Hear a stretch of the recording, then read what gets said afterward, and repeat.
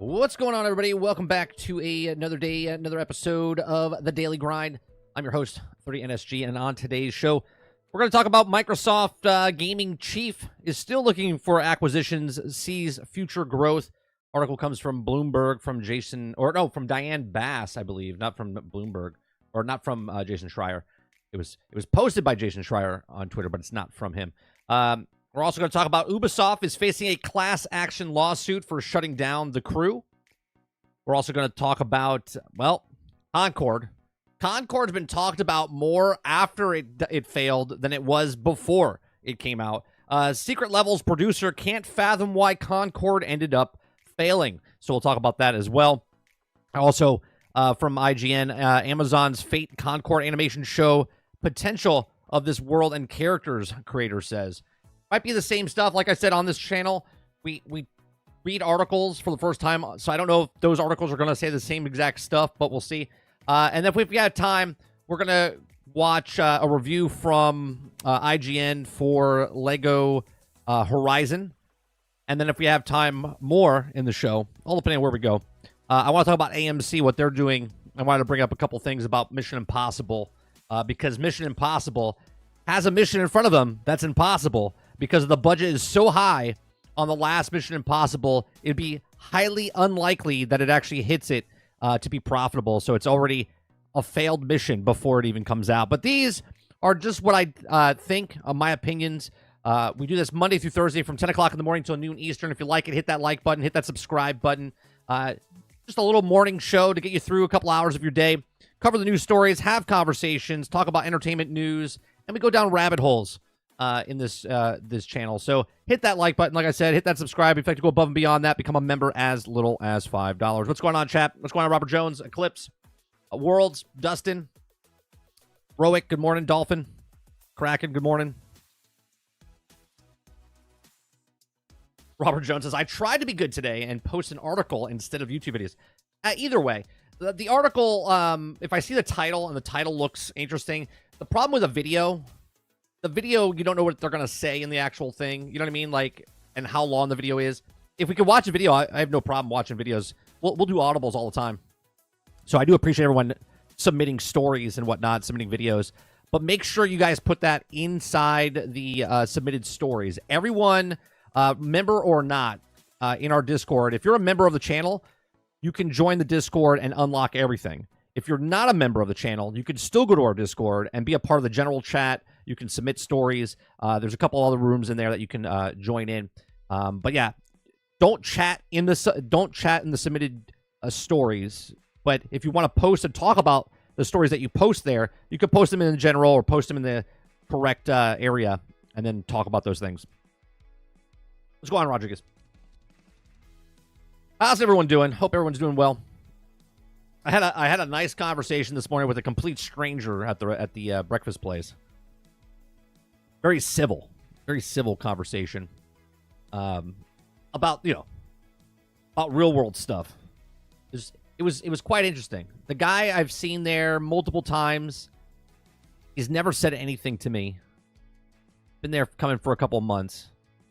Very quiet guy. All of a sudden he leans towards me and just says, "Hey," and then just starts talking about politics stuff. And I was just like, interesting. He's never said a word about stuff. It was a nice conversation. It was actually a nice conversation. After he left, the server staff was like, we've never heard him talk. We've never heard him talk except for, can I order? That's it. What's going on, Alien? Nice to see you. Morning, Wonder Rose. It was good. What's going on? Sorry. It's good to have conversation, right?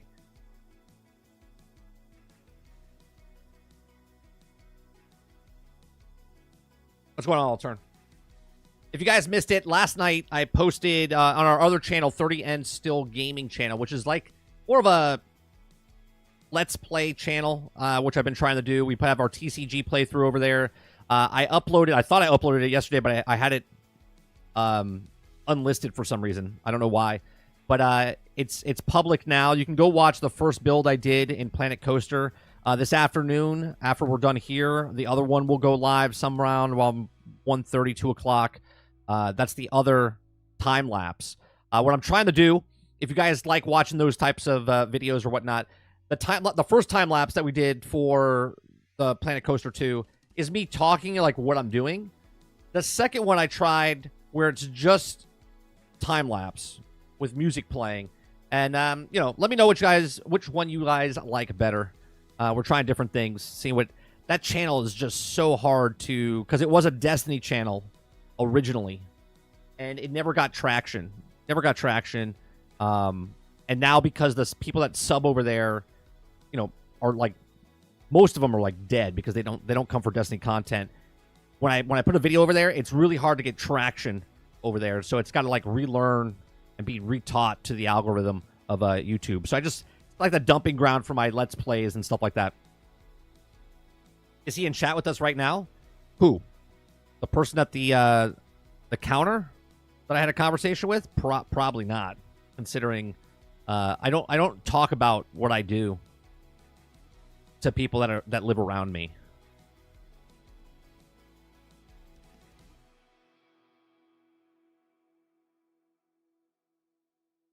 If it comes up in conversation, maybe, but yeah, I don't really advertise my channel and stuff.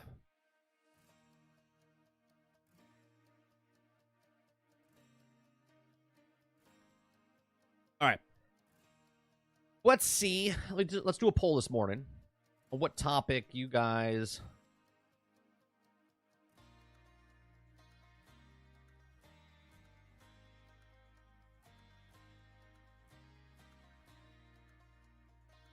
We got, let's see. I already know the Concord talk is going to be... it's going to be last. There's no way it's going to be first. Maybe now that I said it.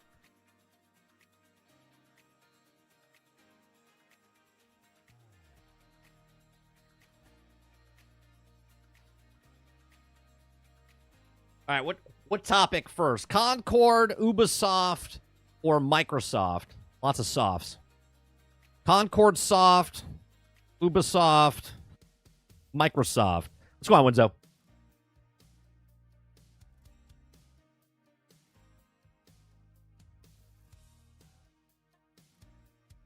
Altern says that guy was really bored if he wanted to talk to you. I just bring out things, and I have a talking face, Altern. People look at me and they just start confessing stuff.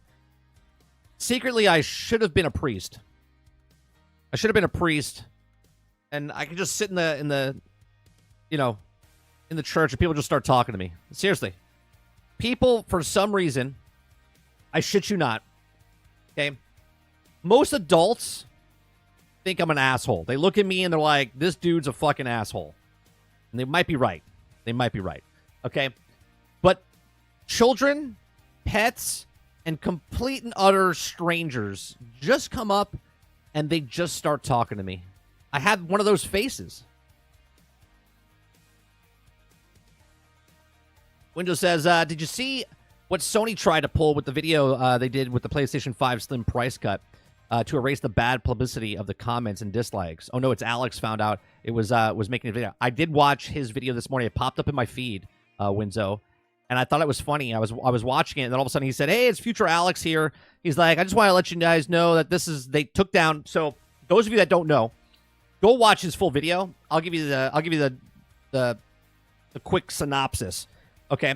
So PlayStation put a video up, and people were starting to dislike it or whatnot because of the price. They were doing a price cut for the Slim, but when you buy the disc drive and the stand and whatnot, you're actually paying less than full price, like $10 less than the full price. The sale goes on to like December 24th, okay? And it says it's on sale, but really it's not, because they raise the price and then lower the thing and whatever. So they were getting so much negative feedback and dislikes ratio on their video that Sony went back and deleted the video for whatever reason. Okay, they deleted the video, reposted the video. So all the people that had negative stuff to say in the comments section, that got removed. And at the end of the video, they removed the price that they had on the actual screen in the video. Looks pretty shady to me, but you be the judge. You be the judge.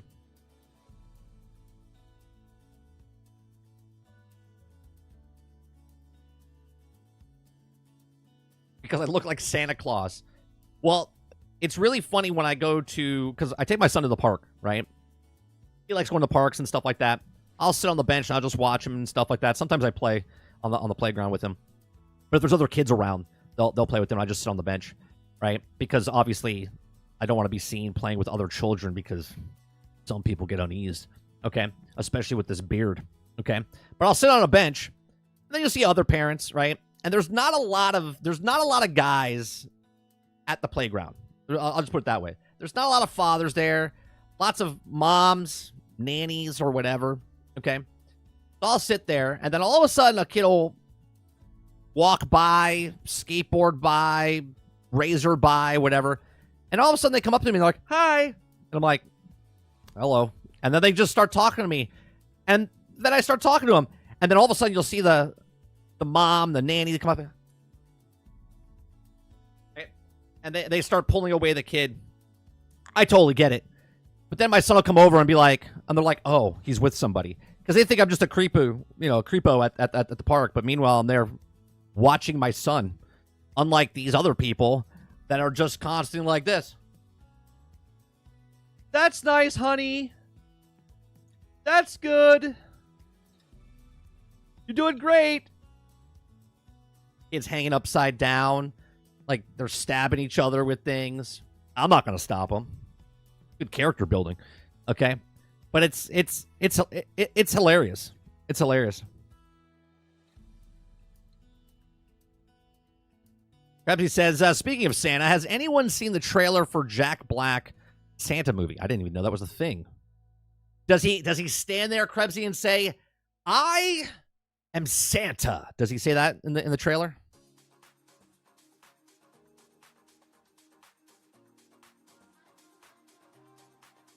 Windows says, yeah, the hilarious, this is why I choose not to support Sony anymore. They have become ignorant because of their number one, and that they can do anything they want and try to be the Apple, and that's a bad play. I mean, look, they know their clientele, right? They're double dipping, triple dipping in the clientele. I can't be mad at a company, giving more of what those fan base want. You know what I mean? But you're absolutely right. Like, vote with your wallet. Don't support who you don't want to support. Support who you want to support. Altern says, I can't believe what you're saying, 30. Sony's my best friend. They will never do a shady stuff to me. That's right, Altern. They would never do it. Here, this is what I say. This is what I say. I'm here to tell you right now, we don't care. Let me tell you something. We don't care. Jerry. That's right. We don't care.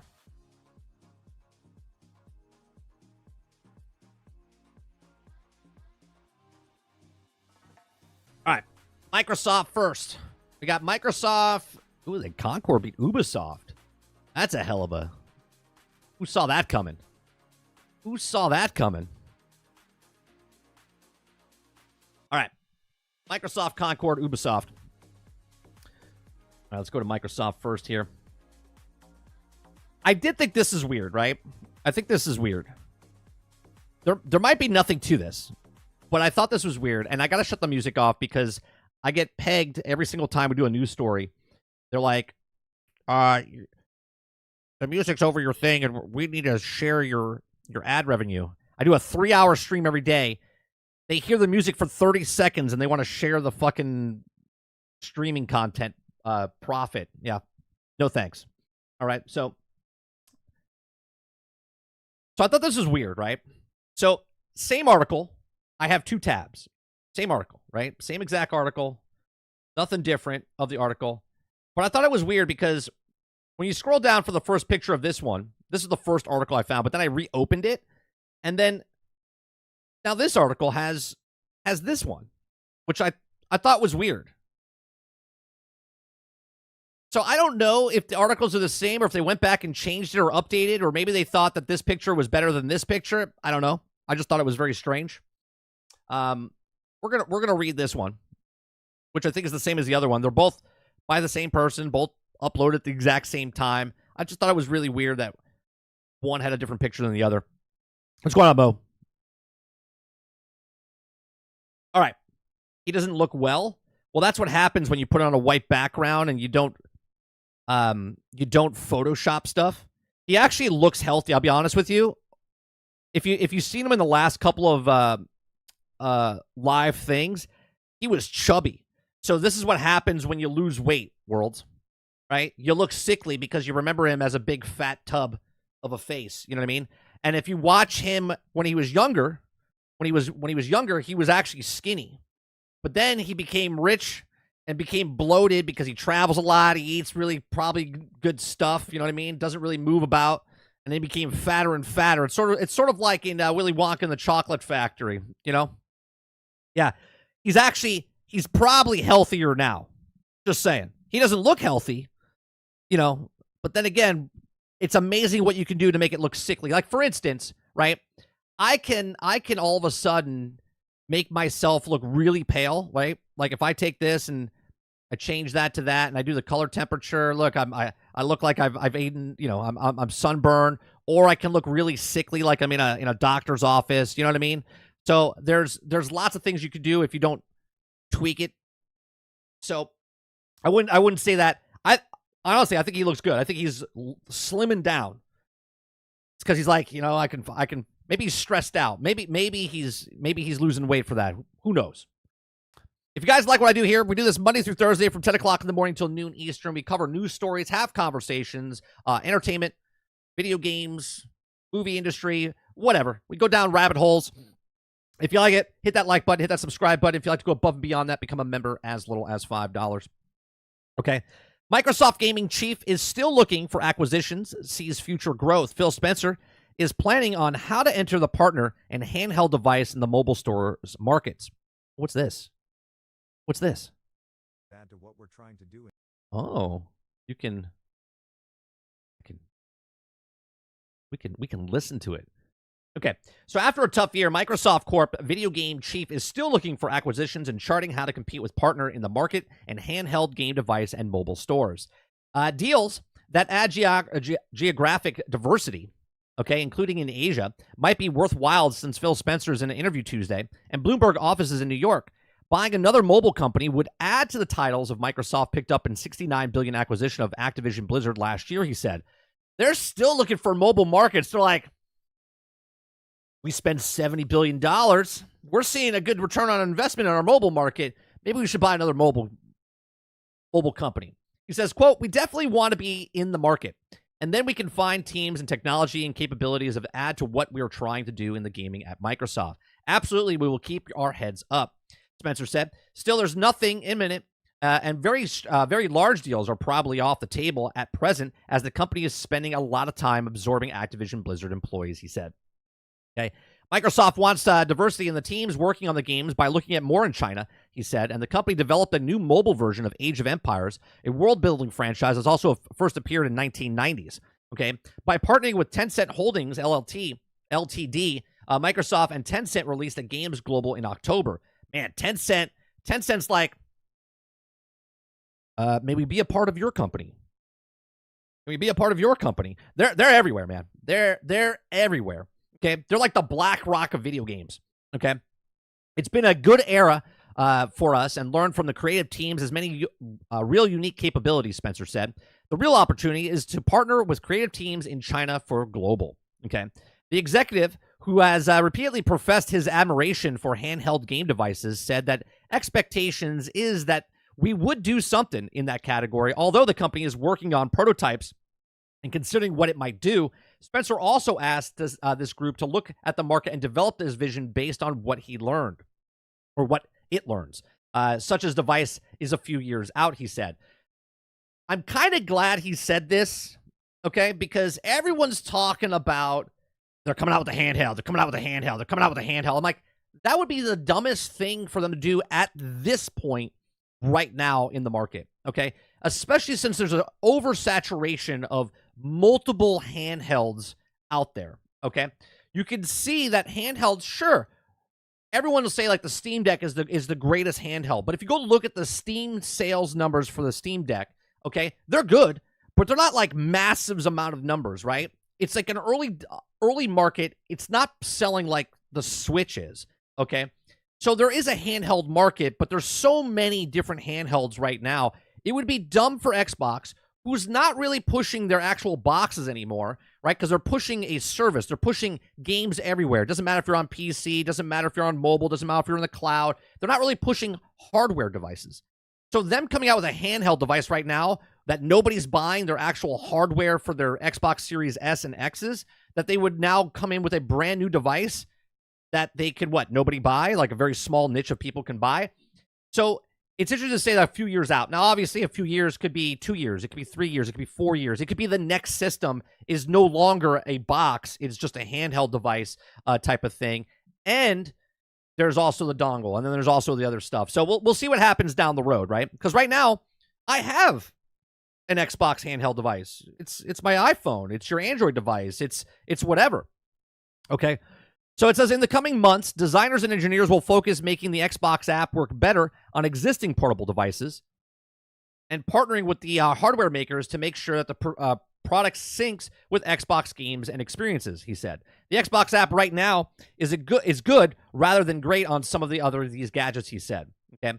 Quote, longer term, I love us building devices, Spencer said, and I think our team could do some innovative work, but we want to be informed by learning and what is happening now, which is, I think, a smart move, because why jump in the market? Let everyone make the stuff first. Go, what does this one have? What does this one have? What does this one have? What does this one have? Okay, now let's make one with all of these things. And if we're going to get in the market, let's make hopefully, the best one.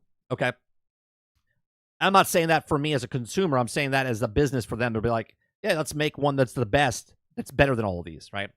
So the company's planned online store for mobile games has been delayed as a group does additional research on the market, Spencer said.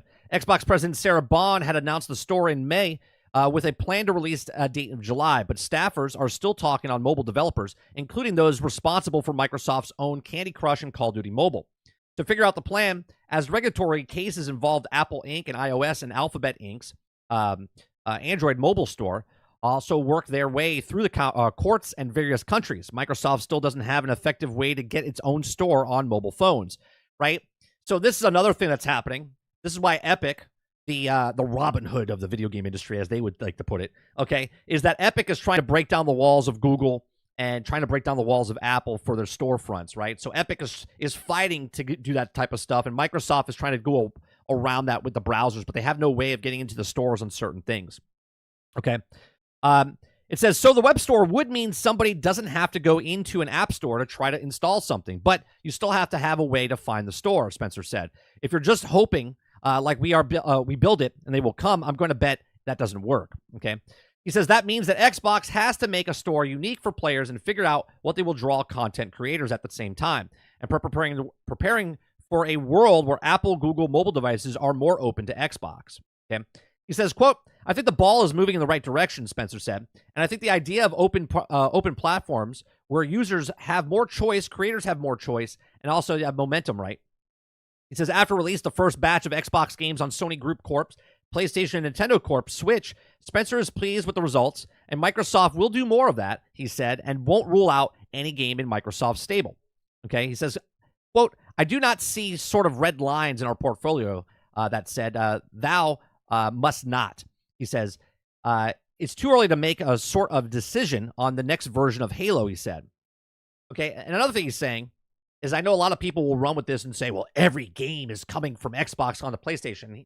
He said a long time ago, it's a case by case, put certain things out there, right? Live service games that they had over here, they'll move over there, okay? Which I think is funny because a lot of the fanboys on either side will have an argument with each other, and they say, well, Sony's not going to do day and date. Well, but they're putting live service day and date, in which they've done. But they have also, Microsoft says, yeah, we'll put single-player games, but we're also putting live service games over on other platforms. Because why? It makes sense, okay, because they want to make more money. It continues by saying, following the Activision acquisition, Xbox cut more than 2,500 jobs and closed 3 game design studios, with the company existing what management calls a difficult year amidst a challenging mobile game market. Spencer feels good about 2025. Feels good in that layman's terms. If they only fire 2,300 people next time, that would be less than the last year, right? Okay, so Xbox, the business, has never been more healthy, okay, he said, citing growth in the cloud and PC gaming, as well as console usage. The business is also performing right now. I saw it happen. A little flash went off on my side. I think there's something wrong with the power supply or something. It's very strange. There's something about my computer's doing. There's something my computer's doing where I know I'm frozen. I gotta refresh the. I don't know what it's doing. The last week, it's been doing something funky where all of a sudden it gets like this surge. So I gotta figure out what's happening here. Give it 1 second. No, the stream didn't die. We lose like a connection. It's like a blip. It's like a power surge that happens.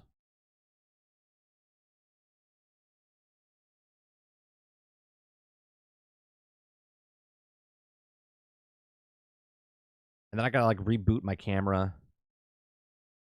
I think it's time for. I think it's time to literally price out some builds of a PC. I might need a new PC. Yeah. See here.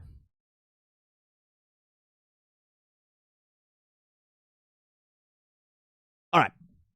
Are we back or are we frozen again? Okay, we're good. I hate when that happens. All right, so what I was saying the Xbox business has never been more healthier, he said, citing growth in cloud and the PC gaming as well as the console usage. The business is performing right now, and I think it means more healthy future of hardware games we build. Spencer also said the optimistic about the growth of mobile games. He says, I feel pretty good about where the industry is going, he said, to reach new players. We also need to be creative, adapt, and new business models, new devices, new ways of access, and we're going to go grow the market with $1,000. Wait, he says we're not going to grow the market with $1,000 consoles. Shots across the bow, right? Because a lot of people out there are talking about how the next consoles could be $1,000, where Xbox is going completely opposite direction. They're like, you could spend $1,000 for a console, you could spend $1,000 on a PC or whatnot, but he says to get in more people's hands, right? Obviously, these are $1,000 devices, right? These cell phones are $1,000, but they subsidize them for you for, signing contracts and whatnot. But there's more places to play games, right? More places to play games. So it's interesting, and I'm glad he came out and said a couple of things about the handheld device. Obviously, what their business model is. The mobile market is more. Again, that just nails down what they bought Activision for, right? They bought Activision for the mobile part, not the Call of Duty part. Call of Duty is doing well for them. Obviously, they weren't making any profits off Activision before, off of Call of Duty before, and now they get all of the Call of Duty money, okay? So 0%, right, or 100% of nothing is nothing, okay? But 70% of everything that's a shit ton of money, okay? So these are my thoughts. Let me know yours in the comment section down below. Please make sure you share, like, subscribe. Let me know what you guys think in the comment section down below. Let me know what you think in the live chat. What do you think about Phil Spencer's comments? What do you think about the handheld device that they potentially are working on, but it's years down the road? Let me know, and I'll see you guys on the next one. Thanks for watching.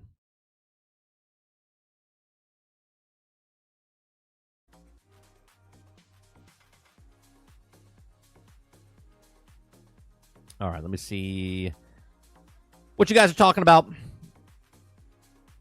Sarge says, mobile market equals shitloads of money. Mo says, I called it a while back. Xbox will not stop until they have a studied for all genres. So they will not have to rely on anyone to put it on Game Pass.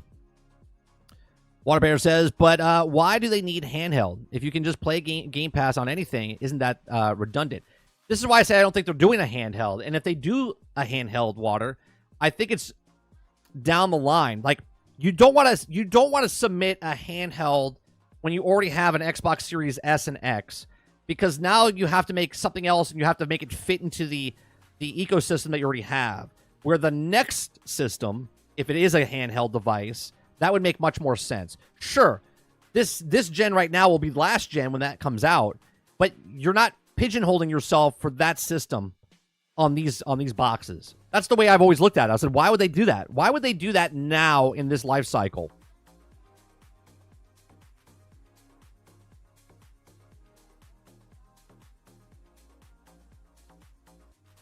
Waterbear says maybe it'll be 8K handheld Game Pass mobile device. Maybe.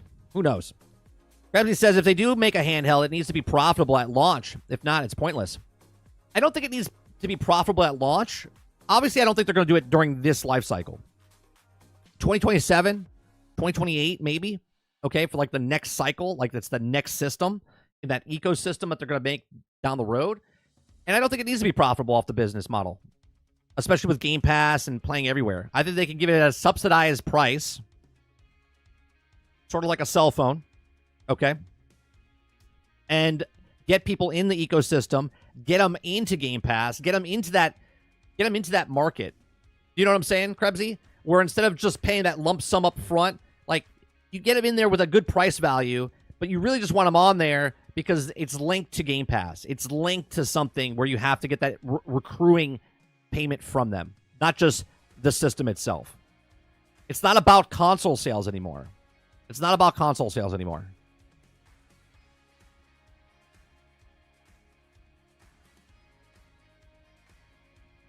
Akuta Papa says, if it's a standalone handheld that can play without streaming, I'm guessing it might be a success.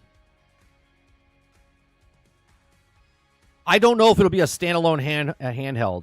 I think they would make, especially if Game Pass is the future in Microsoft, the handheld they come out with would have to play Game Pass, which means it would be a online all the time, right?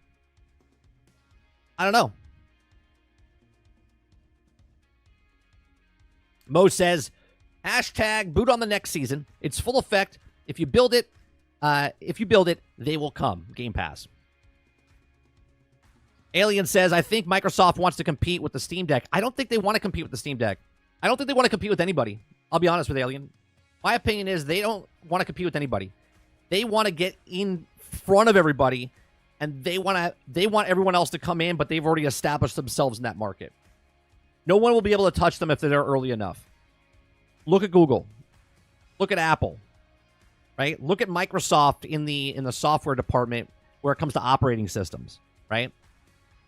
They were there first, and then they established dominance, right? Why get in and compete with these people in the console market where you can get in, set the standard, and then everyone else is behind you?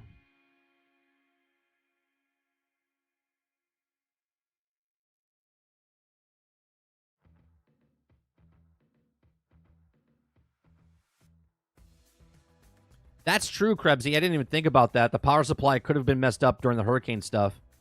It's just weird the way my computer just all of a sudden it's like, whoop, and all of a sudden it gets overloaded with power. The problem is I don't have time to... I might have to just cancel a couple of days, but maybe I'll do it during the holidays. I got to figure out time to do it. Bring my computer in. Get a diagnostic check on it.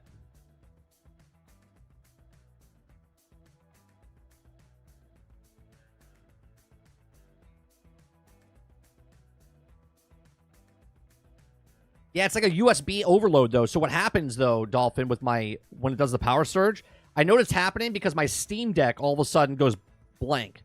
The little buttons I push goes blank. And then all of a sudden, my external hard drive disconnects. And then all of a sudden, and then the camera. So all the USB stuff that's plugged in gets knocked out.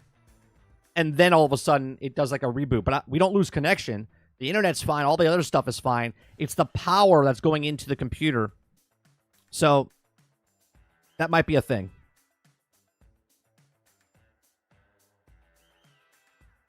Altern says, I can see them doing a console and one handheld. Right, so okay, so let's say the next console market, Altern, instead of having the Xbox Series S and X, now you have an Xbox Next, let's say the next console, and a handheld. The handheld would be technically like the S. You know what I mean?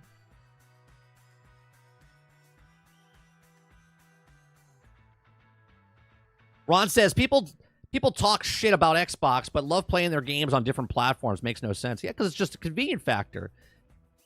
It's the convenient factor. Artemis says, the cycle of Xbox news, too much good press this week. They need some doom and gloom. Yeah. Jack says, the Xbox handheld would have to be cheaper than the ROG or Steam Deck.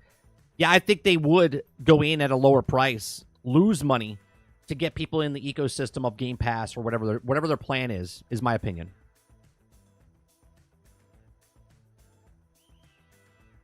Robert Jones says, I think if it needs local support for Western market, even if it's limited.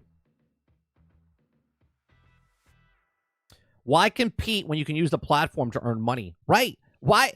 Look, this month they've already updated it where I can start playing games I've owned, right? Games I own on a mobile device. I can stream games that I own like GeForce Now, right? As long as I own the game on Steam, I can stream those games on GeForce Now, right? I don't have to repurchase I don't have to like rebuy the game separately. It's like it's already there and I can play it over the cloud. They've implemented that now with Xbox. Papa says, let me rephrase it. If it's like the Portal, it's going to fail. Just like the Portal. If you can play games without having an Xbox standalone, then it will be potentially do very good. Well, oh, absolutely. Yeah. No, it won't be like the Portal. I'm talking about it's a standalone device. Yeah, it's a standalone device, but they would market it with like Game Pass, like online. It'll be online. You could play your single player games and also multiplayer games, but I think they would want you to sort of like you have to pay for Game Pass. Like, let's say the box comes automatically with Game Pass. It's a subsidized price, cheaper price, comes with Game Pass. So over time, owning that device, they would get you in the long run. You see what I'm saying? I'm fine with the handheld as long as when you get home, the dock, you put it on and makes it into the system. Like, it's not just a piece of plastic with a switch. It actually has specs in it. Right. So Halo is coming to PlayStation 5? I didn't really get that from... You're talking about the part of this thing where he says... where does he say it? Where did he say it? It's something about Halo, but... Right here. I do not see sort of red lines in our portfolio that say, thou not must not, he said. It's too early to make any sort of decision on the next version of Halo, he said. So...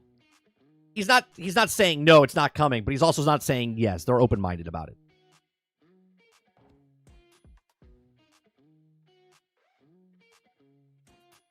Krebsy says, Game Pass being available everywhere is the reason why them selling it at a loss would make no sense. Sure it would, Krebsy. If I can... Look, the contracts that you have with cell phones, the reason you get the cell phone for cheaper is because you sign a contract with the provider, right? They subsidize the price of the phone because you're in their ecosystem, right? They're getting you, they're upselling you on other things. It's exactly what Microsoft, in my opinion, would do if they made a handheld device.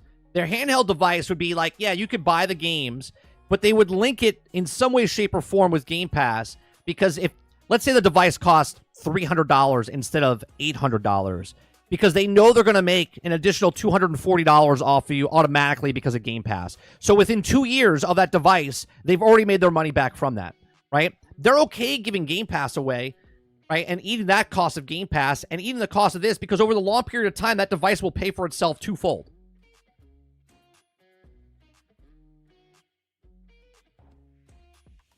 I think the reason that Phil said the handheld is years away is because he didn't want to disrupt the partner market. Sure. Right? You don't want to say it's coming because if you say it's coming, Artemis, then people are like, well, when is it? Right? I'm going to hold off. He's like, nah, we're far off. We're a couple years out. Roic says the handheld would be more likely to be cloud-based with all of these steps that they've taken so far. I think that would be a mistake if it was only cloud. I think that would be a mistake, but I think it would be heavily marketed towards Game Pass and cloud. For sure.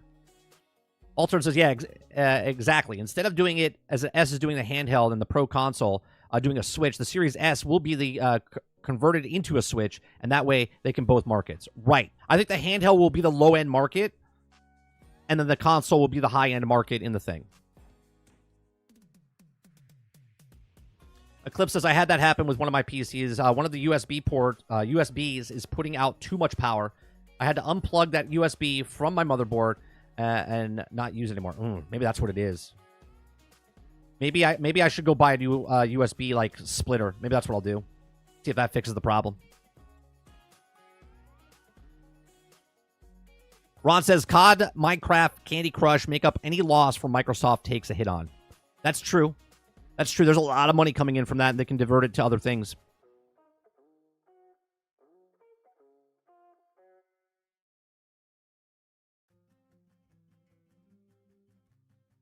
What if it requires Game Pass in order to work?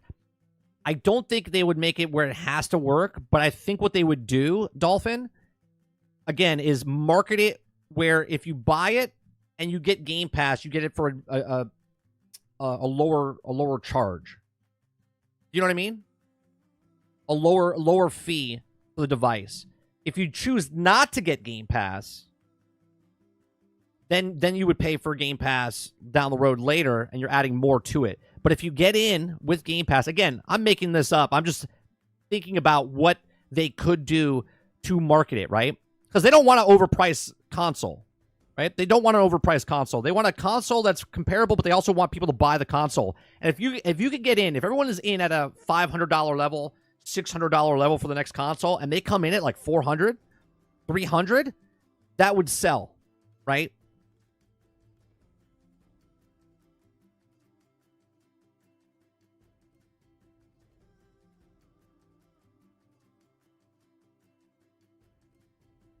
It'll be dedicated hardware, no Wi-Fi needed.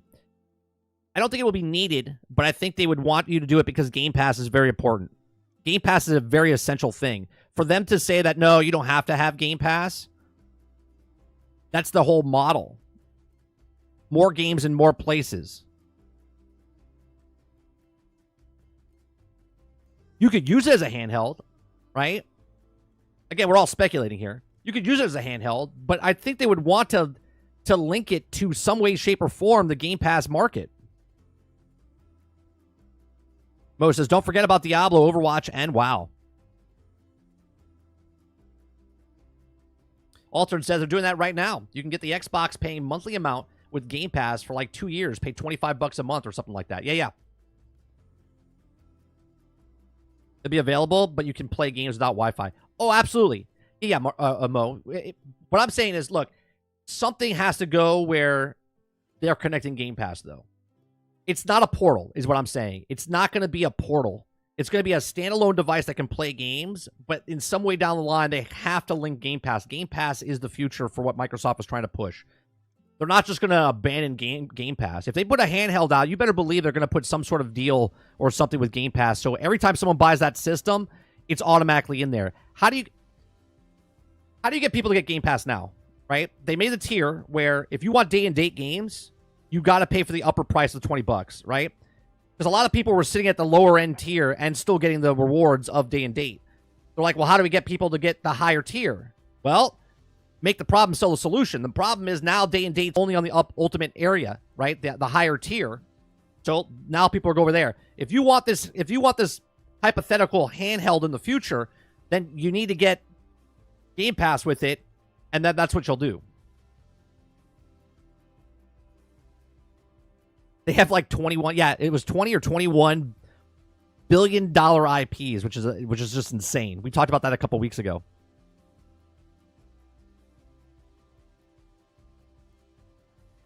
Robert Jones says, I would be comfortable streaming AAA games and downloading smaller titles. Yeah. I don't know. I think it could be interesting to see what happens in the future with them. But obviously, today is today. Tomorrow is tomorrow. Things can change between now and then. I've never said that. I've never said that, Mo. I've never said Xbox is dead. Okay.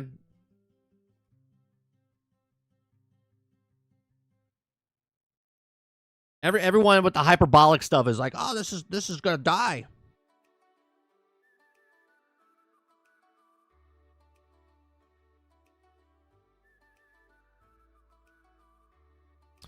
Gravity says putting Game Pass everywhere, phones, TVs, fridges, Fire Sticks, etc., would serve the same effect as selling a handheld. So if the handheld makes them lose money, it's pointless. No, it's not pointless because how do I put it? There's always a market for people, if it's a small market or not, right? There's people that want to own digital goods or physical goods. There's always people that want a console.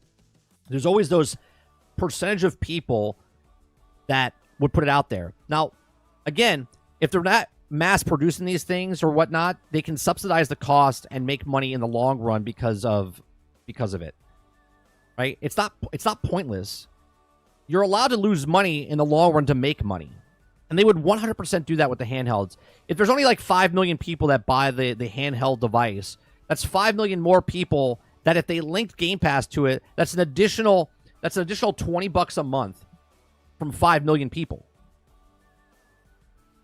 Right? If those people don't want to play on a mobile phone, well, now they have their handheld device if they want to buy $800 Steam Deck, or if they want to buy a $600 ROG, or if they want to buy another the handheld that's $400, if it's $400, right?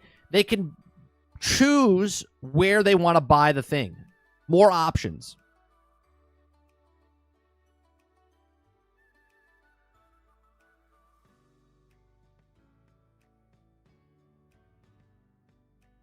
Xbox console is dead. Xbox company is fine. I don't think the Xbox console is dead either.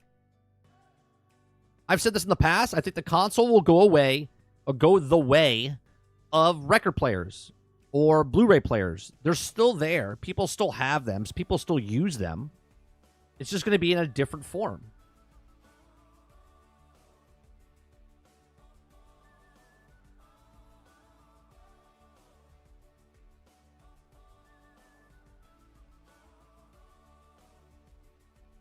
Game Pass is basically all profit.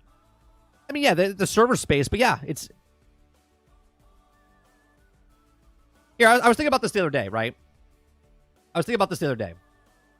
Their service is servers, right? They're just taking games other people pay. They pay, what, they said $1 billion a year. They spent $1 billion on Game Pass to get companies' games and stuff on Game Pass. But they're making, based off what they have now, 30 million, 35 million... what are they making? 450 million a month. So that's they're making like $6 billion, $6.8 billion real quick in my head, just basic. Obviously, just net, okay, or gross. Sorry, they're making like $6.8 billion. So they're 5 times, 6 times what they're spending on Game Pass to get games on the platform, and they're just recurring that, right? And that's not including. That's just Game Pass. That's just Game Pass for people getting the service. That's not including the microtransactions, the season passes, and all the other stuff that they have for those games on Game Pass for their first-party titles. They're also not spending, at least that we know of so far, $300 million on a game that's being put onto Game Pass. Okay? So their costs are lower. Sure. Their scores that are being scored by IGN and other people are scoring in the mid-80s, okay? And they're not scoring in the 90s, but they're also, Starfield, supposedly $115 million less than Spider-Man. But it's also doing return better. Or on par. Right?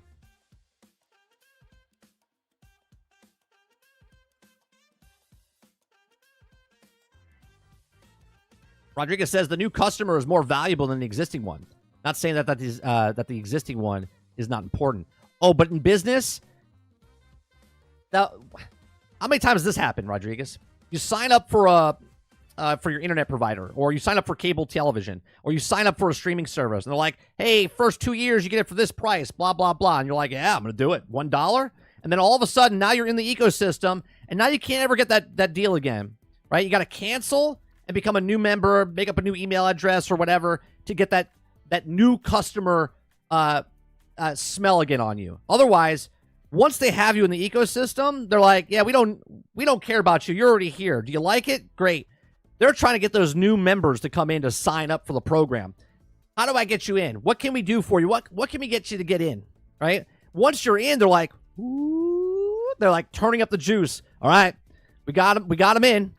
Now let's get them for 10. Let's get them for 12. Let's get them for 15. Let's get them for $20 a month, right? That's what Netflix does. That's what Disney Plus does. What all the companies do. They start raising the price. Game Pass is doing it, right? They're like, they like it. They depend on it. You're like, man, I really like this This is really nice. And they're like, 15. And you're like, all right, well, let's go up to 15. Now you're justifying it in your head. You're like, well, I play it this much. I like it. Yeah, and then they're like, 17. And you're like, well, all right, it's going up to 17. We've had this conversation. What is the point of these services? Whatever it is, the streaming services, what is the max that you'll pay? 20? 22? 25?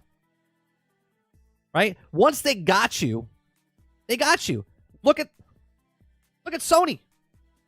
The people that love Sony, I'm not making fun of them. I'm just talking about the business model, right? Sony gets the customer. They got them in. They're like, they're in. All right, what do we do? Well, let's not give them a discount on stuff. Let's give them full price for this thing or for that thing. And they're like, yeah, I like Sony. I'm gonna keep buying that stuff, right? They know their clientele.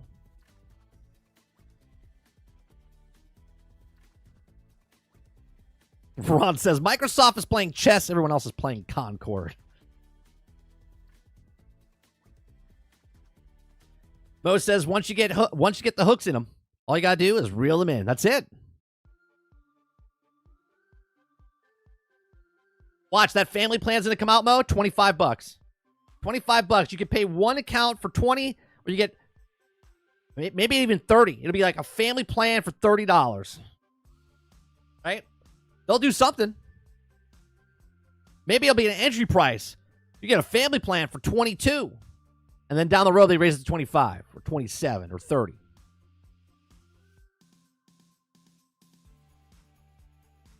Right. Like the discount for the Slim. That's crazy. That's crazy.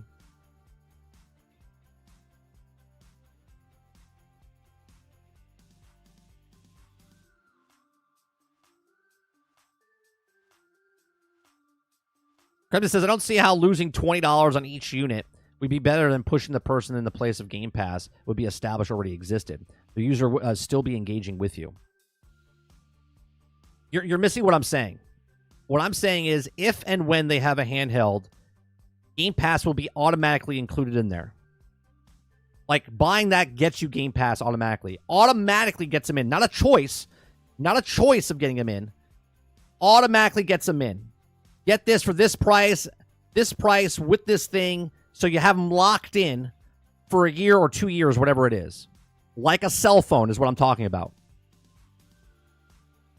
Right?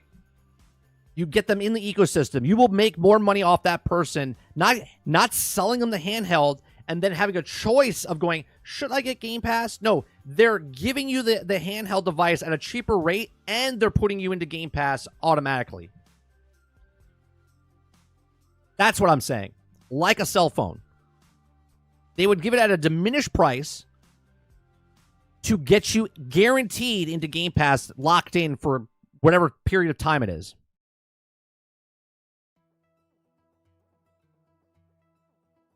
Lucas says, yeah, Netflix and subscription is the best example.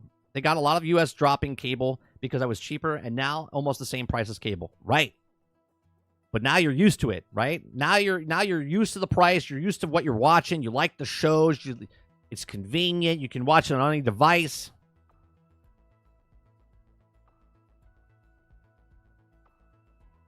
Artemis says, I will pay $30. I'm already paying that for 2 subs. See? Get you in there, get you used to it. And then they're like, yeah, $30. And you're like, man, that's a good deal. Artemis says, remember when Microsoft moved the subscription model to Office for $99 and stops selling the standalone version for $300? Yeah. And they made a shit ton more money for that.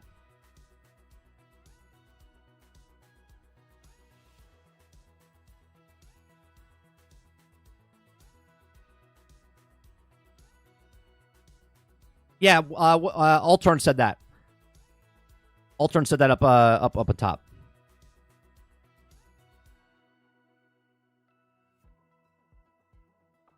Well, you're not paying it for free, Jones. You're paying for it. But by that time, you're already in. They already made your money back, and then you don't need Game Pass anymore, right? So now your contract ends with Game Pass, and if you want to continue it because now you have a year of playing games, you see a brand new game come out, you're like, man, I really want that, and then you pay for it, right? Then they got you in, and you get to make the choice now. Well, FOMO. Do I continue paying so I can continue playing these games, or do I stop paying for Game Pass and now I have to go buy my individual games for the device that I have? See what I'm saying? You gotta get the frog in the pot first before you can boil it.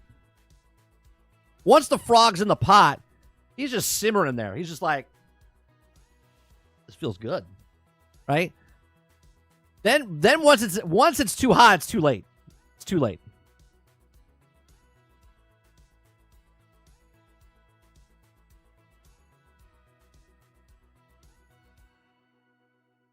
Again, my thoughts. There's no handheld yet. There's no seeing what they're going to do yet. These are just what I think they would do. Right, Mo? First one's on me. Right? First one's on me.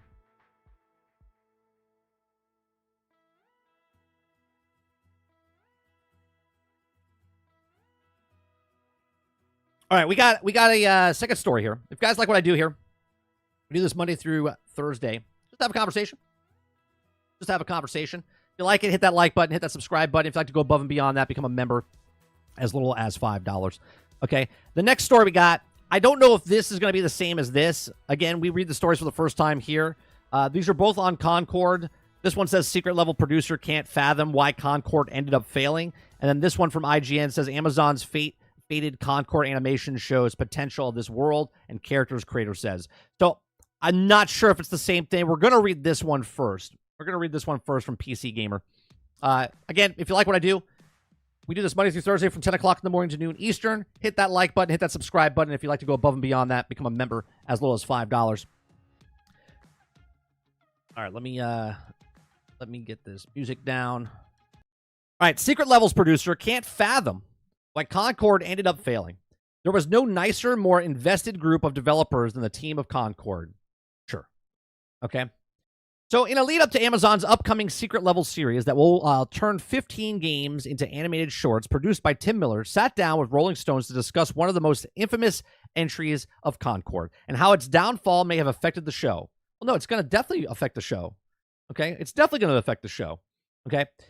Quote, there was no nicer, more invested group of developers than the team on Concord, Miller says. I honestly don't understand why it didn't work. I know that they're trying to do their best they could, and they were also a talented group of artists, so I feel terrible for that. Well, of course, as a human being, you have a little bit of like, oh man, I feel bad for it. But at the same time, this happens every day in the regular world, right? I understand this is a gaming thing, and you look at a game, and you're like, man, I wanted this to work. There's tons. Did you know there's like 17,000 games that released this year? 17,000 games this year on console and PC and mobile. 17,000 games. Do you think that all studios that made all those games are still alive today? No.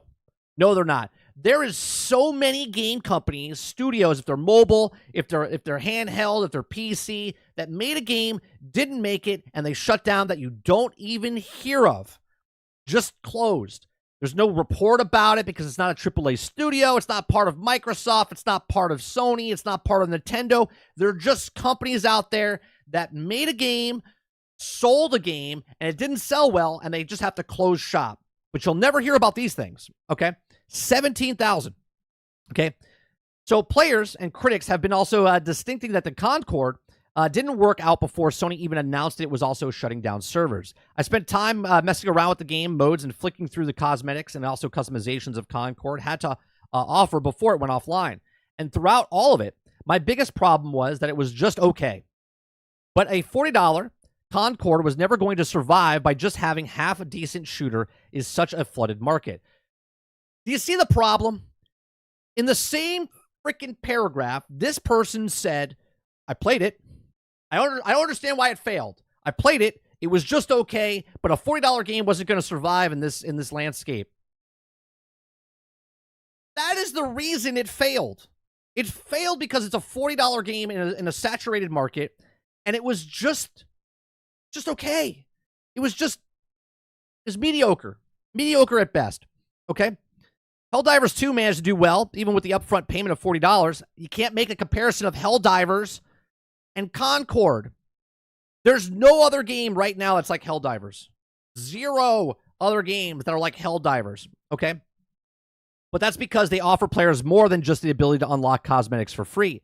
It gave people a new experience that it couldn't be elsewhere. I love when they say stuff. They're like, yeah, look at Helldivers.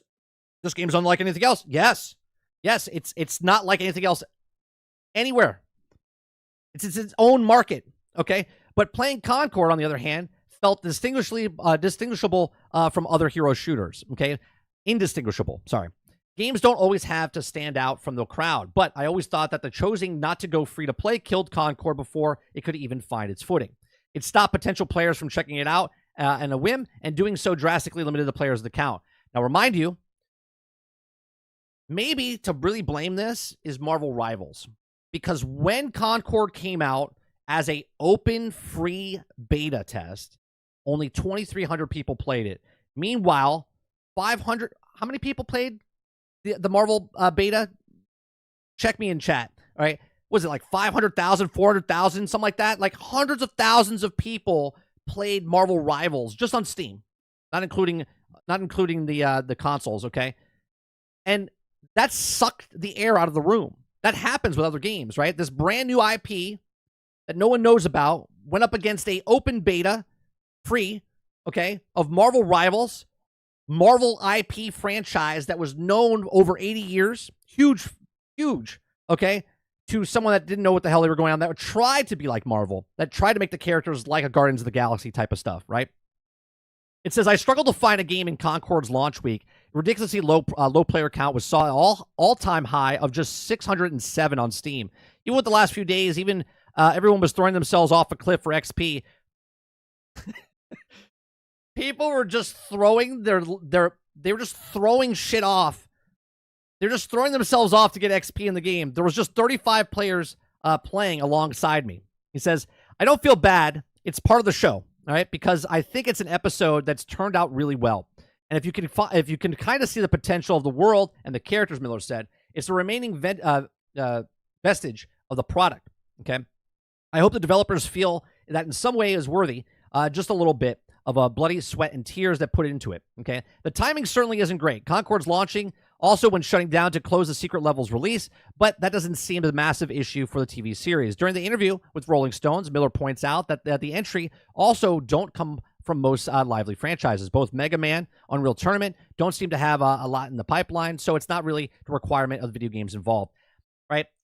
I've said this in the past. We talked about this for like Borderlands, right? I said Borderlands the movie is not going to affect Borderlands the game in a negative way, but it would promote it up, right? Because if the show was great, then Borderlands would be more great. Even though we read an article and saying that even the movie was bad, it still made people go back and play. We were one of them. Me and Sarge played the game. Kylo, I know, played it, right? A lot of people went to go back and bought or played Borderlands because the movie was bad. So it also works in reverse. If the game is good, or the game show, the show about the game, or the cutscenes of the game is really good, it would have promoted the game and it would have uplifted the game, but not much, because the game itself was a bad game. And again, they try to put the cart before the horse instead of the horse before the cart, right? Because leading up to Concord, they already had a plan of comic books and TV shows and all this other stuff and toy sales, where they were forcing you to say, hey, you like this IP? This IP this is the next big IP. Instead of making it naturally go, hey, this is really cool. Oh, cool. There's a game. Oh, cool. There's a show. Oh, cool. There's comics. Instead of building it up slowly, they were trying to throw it at you, force you and say, you're going to like this. You're going to take it. This is the next big franchise. And it really wasn't. Look, I hope the Secret Levels show for Concord is really cool. And then maybe Concord, instead of becoming a video game, could make maybe a show. Maybe the show itself needs to build up sort of like what they did back in the 80s, where they made a television show and said, you're going to like these toys because here's this cool show of Transformers. Here's this cool show of G.I. Joe or Thundercats. Okay. They gave you a show with the toys and you were like, this show is awesome. These toys are awesome.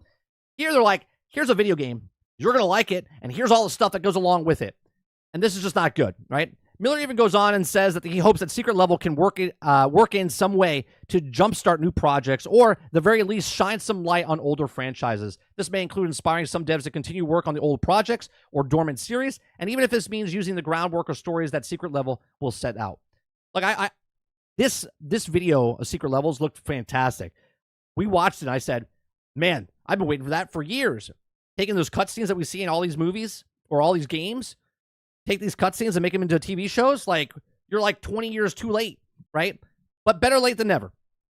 Let me know what you guys think about Concord and Secret Levels and what the show's going to bring. Obviously, I think the show's going to be much more beloved than Concord itself, because if they tell the right story that they couldn't tell in the actual video game. But these are my thoughts. Let me know yours in the comment section down below. Please make sure you share, like, subscribe. If you like what I do here, check out some of our other videos. Thanks for watching.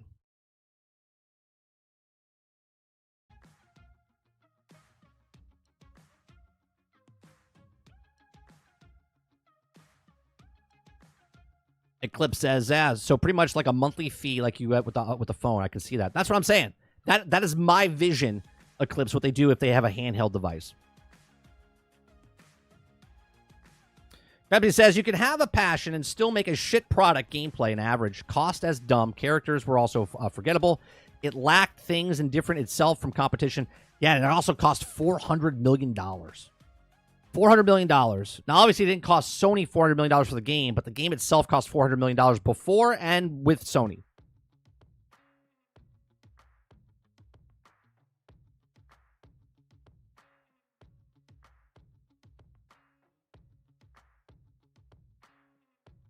Also, Deadlock. Was Deadlock out the same time? I think that came out just a little later, didn't it, Rodriguez? Deadlock came out after the beta of Concord and Rivals, did it not? Because the beta for that game was in July, wasn't it? June or July? Gravity says, I do think Marvel Rivals heavily impacted Concord. That said, the recent news that NetEase/Marvel Rivals got caught money laundering and juicing numbers, so they will forever have that stain. Yeah, it'll be interesting to see next month when the game drops if they have the exact same amount of players that came out and tried it. Obviously, it might be a little lower. It could be more. But we'll see what happens with Marvel Rivals. I think it's going to be really hot when it comes out, and let's see what the longevity of it is.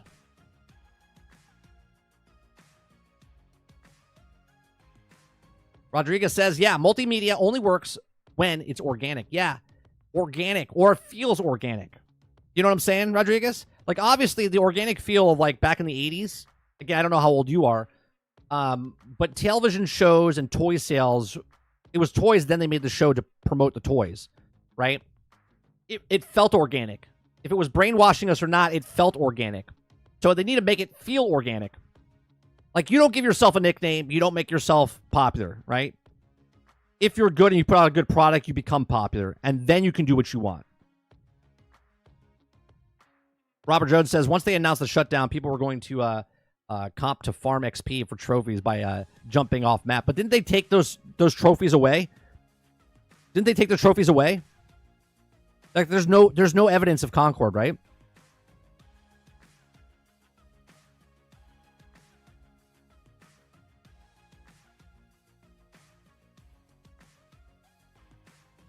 Eclipse says, the new trailer looked awesome. I can't wait for a Sifu episode. I saw Keanu Reeves in it. Oh, is he? Oh, that's funny. Someone made a mod for that, for Sifu. They made a John Wick mod for that. The beta was kind of a secret, but it was also compared to Concord because it was also an invite only. Yeah, but that came out when the game released. I'm talking about the beta when it was open beta and it was competing with Rivals. Deadlock wasn't out then. Deadlock wasn't out then.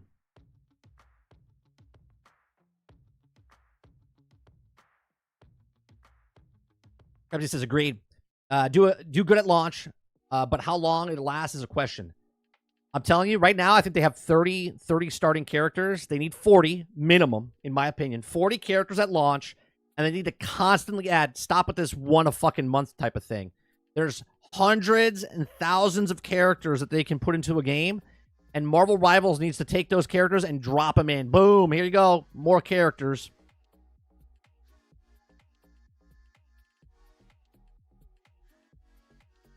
No one cares. Casuals do not care about that. All they see is Marvel heroes. That's it. Yeah.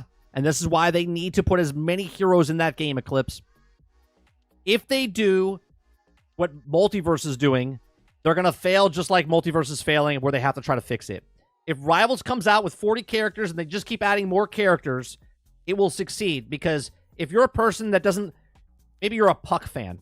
You're like, man, I would really wish if Puck was in the game. And all of a sudden they put Puck in the game. You're like, boom, I'm going to go play that game, right? They got to bring in as many absurd characters and famous characters as possible as quick as possible.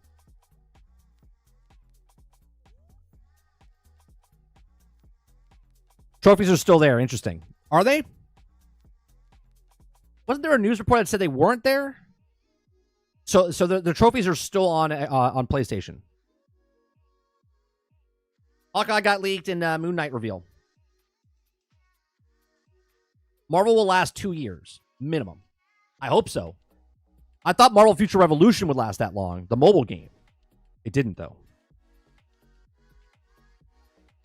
Smoking hot when it came out on the mobile, and then all of a sudden it died off, and they're like, what happened?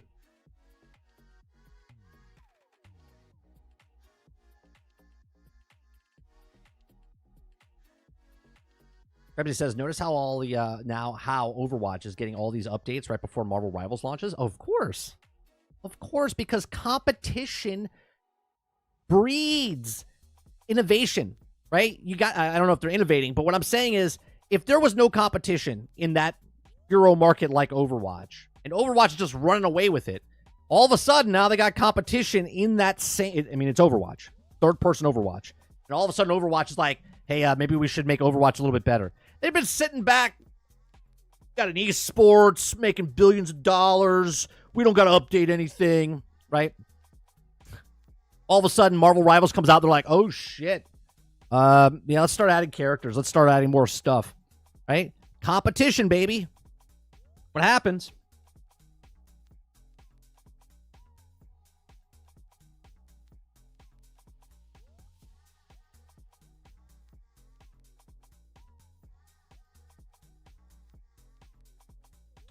I remember a story though. I mean, obviously, I see your thing.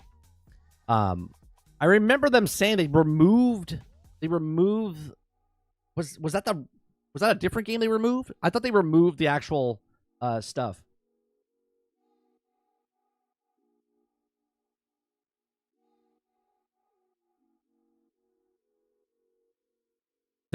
Right. They're going back to 6v6.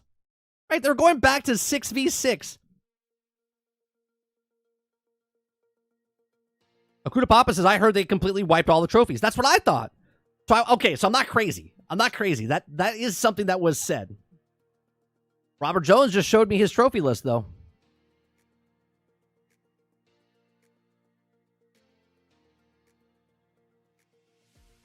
Innovating by bringing back 6v6 and releasing Overwatch Classic mode with the abilities from Overwatch 2016. Yeah, imagine that. How many characters does Overwatch have right now? Overwatch 2. How many characters does Overwatch 2 have? 30? They have 30, 32, something like that?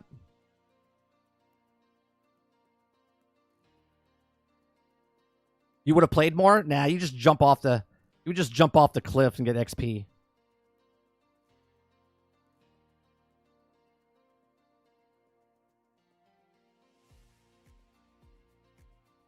Do they have 40? If they have 40, Krebsy, then I know it's a question. If they have 40, Marvels needs 40 at day one. Day one. That automatically makes it better than Overwatch, because Overwatch took this many years to get to 40. Marvels puts 40 day one. And over the next year, they should put an additional 20 in. Minimum 20. I'm telling you. Marvel, you want to make money? You put in as many heroes as possible, with as many skins as possible that look badass. You let them unlock all the characters for free. Get to use any character you want, and they just keep bringing in cosmetics that look badass from different comics and eras and different things. They have 41. 40 minimum for Marvel Rivals just to compete. Put the birthday candle on there. 41 to match Overwatch day one when it comes out. That's what I think they should do. Not 41 next year. 40. Right now, day one, December 6th is when it comes out. They're not going to do it, though. I don't think they're going to do it. They have 41. 41, and it took them 7 years to get there. If Marvel Rivals is around for 7 years,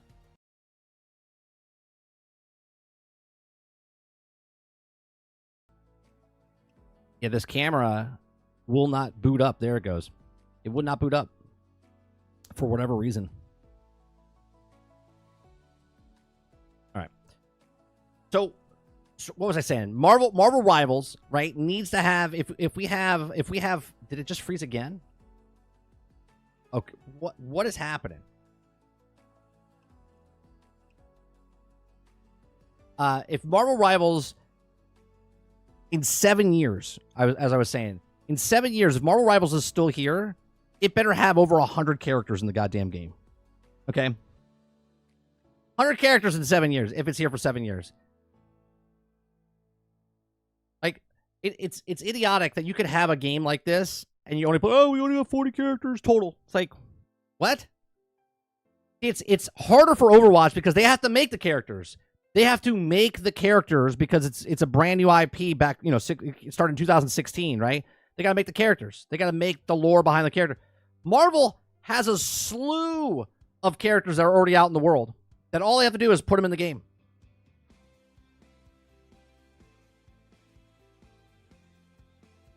It will have a Smash roster, a screen full of heroes. Right. That's what it should have. And the balance will be crazy. Good luck, though. Here's the thing, though. You don't have to make all the characters completely separate, because if you look at certain heroes, Eclipse, right? If you look at certain heroes, they have the same abilities, okay? But the difference is, I might not like for instance, let's say Juggernaut has the same abilities as... Actually, no, it's a bad example. Let's say Red Hulk comes in the game and it has the same similar as regular Hulk. Okay? Maybe someone doesn't like Hulk, but they like Red Hulk. And Red Hulk is the exact same as Green Hulk. So it's a skin, but at that moment, there's so many different characters. So let's say there's 40 different areas of different play styles of characters, and then that's duplicated so you have 80 characters in the game, but one is similar to the other, one has another ability as the other, so it's the same abilities, but they're mixed match between certain characters. I think that would be fine. Just because someone might want to use Psylocke, or someone might want to use this other character.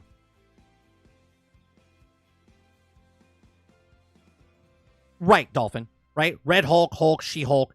Right? So if someone's a fan of She-Hulk, has the same exact powers as Hulk, but they want to be She-Hulk. You want to call it a skin? Cool. Whatever. Okay? But you got to put as many characters in as possible. Because there's so many different characters out there, and so many Marvel fans that would love to see Gambit. They would love to see Jubilee. They would love to see Beast. They would love to see Cable. They would love to see, you know what I'm saying? They would love to see these characters in the game.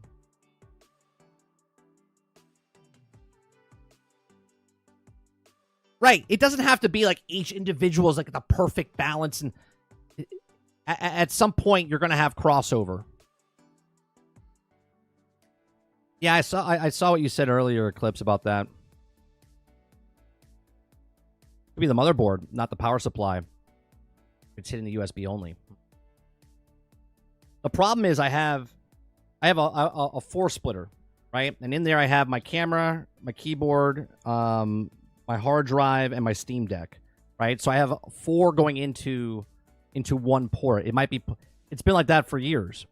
So it might be that going... It might be the port that's plugged into, or it could be the actual box itself.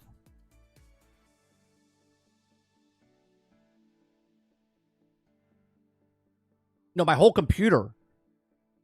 What happens is it's like someone yanks the cable. That's what it seems like it's doing, right? As soon as you yank the cable, all the USB stuff goes down, which then freezes, and that's why you hear the doo-doo-doo-doo, like it's like you're plugging something back in. The power's happening. It pulls it. My screens flash a little bit, and then it comes back on. So the camera's freezing, the Steam Deck freezes, the mouse, I can't move the mouse. So it's all the stuff that's plugged into that USB. So it could be the port itself, or it could be the splitter. The only way to do it is to go buy a new splitter. I'm gonna have to buy a new splitter.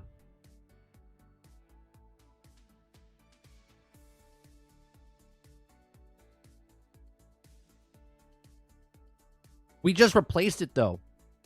Now, I understand it could happen again, Sarge, but we just replaced it. I want to say maybe 11 months ago. Put a brand new power pack in. It was like, what, last holiday season we did it?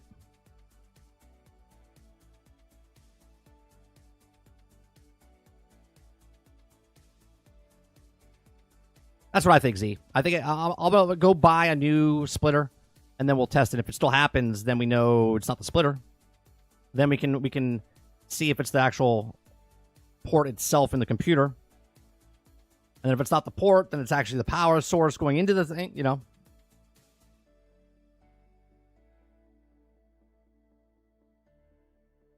If it happens one more time, I don't know. All right, so that's the secret level one. I don't know if this Amazon one, Amazon Fake Concord animation show, potential of the world and characters creator says. Rose Star the Miller, Concord primarily live show, hero shooters, also stabbing and telling overcharging. Yeah, it's the same. It's the same type of stuff. We don't need to watch that.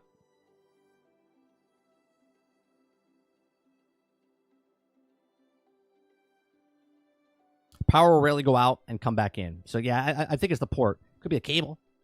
Could be a cable. But because it's affecting multiple devices, it makes me think it's either the hub or the port.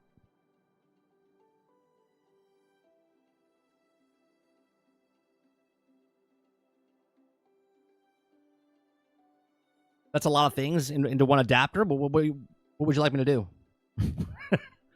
do?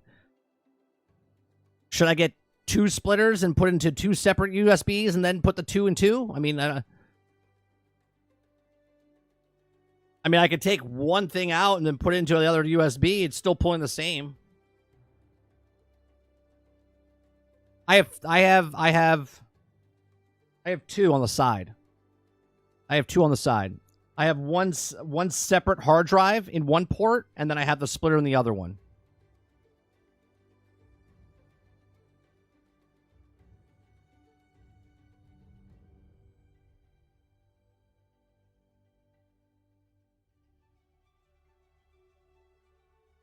If you have more than one USB going into the computer, so you move the hub to another USB. If it happens, then it's a pretty good guess it's the hub. I see what you're saying. Yeah, so I'll swap it with the hard drive one, and then if it still happens... Okay. Robert Jones says, 30, do you think that paid FPS games are dead, COD excluded? Paid first-person shooter games? I don't want to say dead. I don't want to say dead, because I think there's always going to be the hipsters, if you would say, like, right, like, hey man, I like record players, so record players are still around, right? The people will go buy it. So I think there's still a market for first-person shooters, hence why there's other games coming out that are first-person shooters. I just think the market is saturated. I just think it's saturated. There's so many first-person shooter games, and it all depends on what their budgets are, right? If you're making a game that's like $200 million and you can't get the player base like COD, you're in trouble. But if you can make a first-person shooter, case in point, BattleBit Remaster, okay? If you could make a game where it's smaller on the scale of what it is, and you don't need 20 million sales, then I think you're good. So I don't think first-person shooter games are dead. I just think it's an oversaturated market, and the costs are too high. And that goes across the board. I think the price of movies... the price of shows, the price of video games is skyrocketing so high that they need so many people to play this game and sell the game. And if they're not selling the game, then they need an enormous, absorbent amount of people to get it. So, for instance, if I make a game, it's $100 million. I only need to sell 2 million copies. Fantastic. I don't need a player base of like 30,000 people concurrent. Okay? But if I make a game and and it costs $400 million. I need 7 to 8 million copies, but I also need a player base of like 1.2 million. It's just not gonna. That's just not realistic. You know what I mean?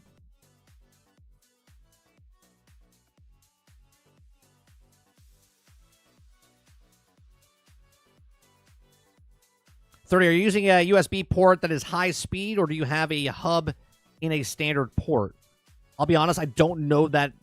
I don't know that answer.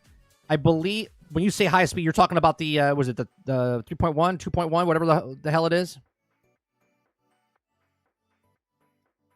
You're talking about the higher speed. What is it? Is it 3.1, 2.1, whatever the fuck it is?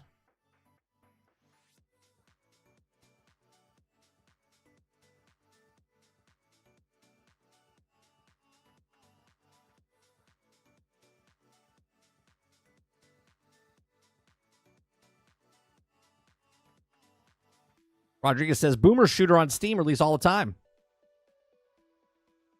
For long-term success, first-person shooters need multiple entry points. I just think they need to keep the cost down. And they don't need to have... You're never going to get the numbers you got back for Medal of Honor or Call of Duty or Battlefield back in the day. There's too much competition.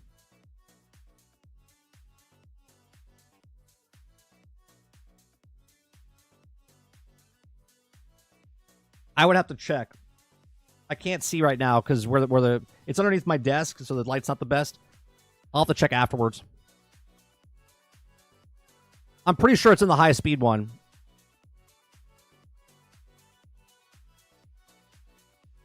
Altern says, hot take, BattleBit Remastered should have released on mobile already so it can boost the amount of people playing. We should go back and play that. I had fun playing that game. Sarge, do you have BattleBit Remastered? Sarge, are you here? Do you have BattleBit Remastered? It's like Minecraft, but Battlefield.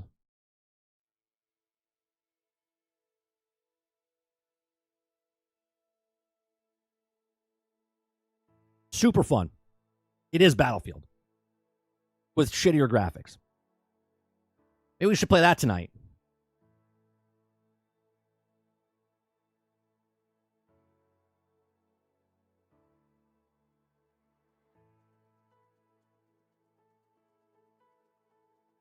All right, we're going to try to do the next story. No, you don't have it? We're going to try to do the next story. If it freezes or whatnot, it is what it is. Welcome to live. That's what happens when you come to a live show.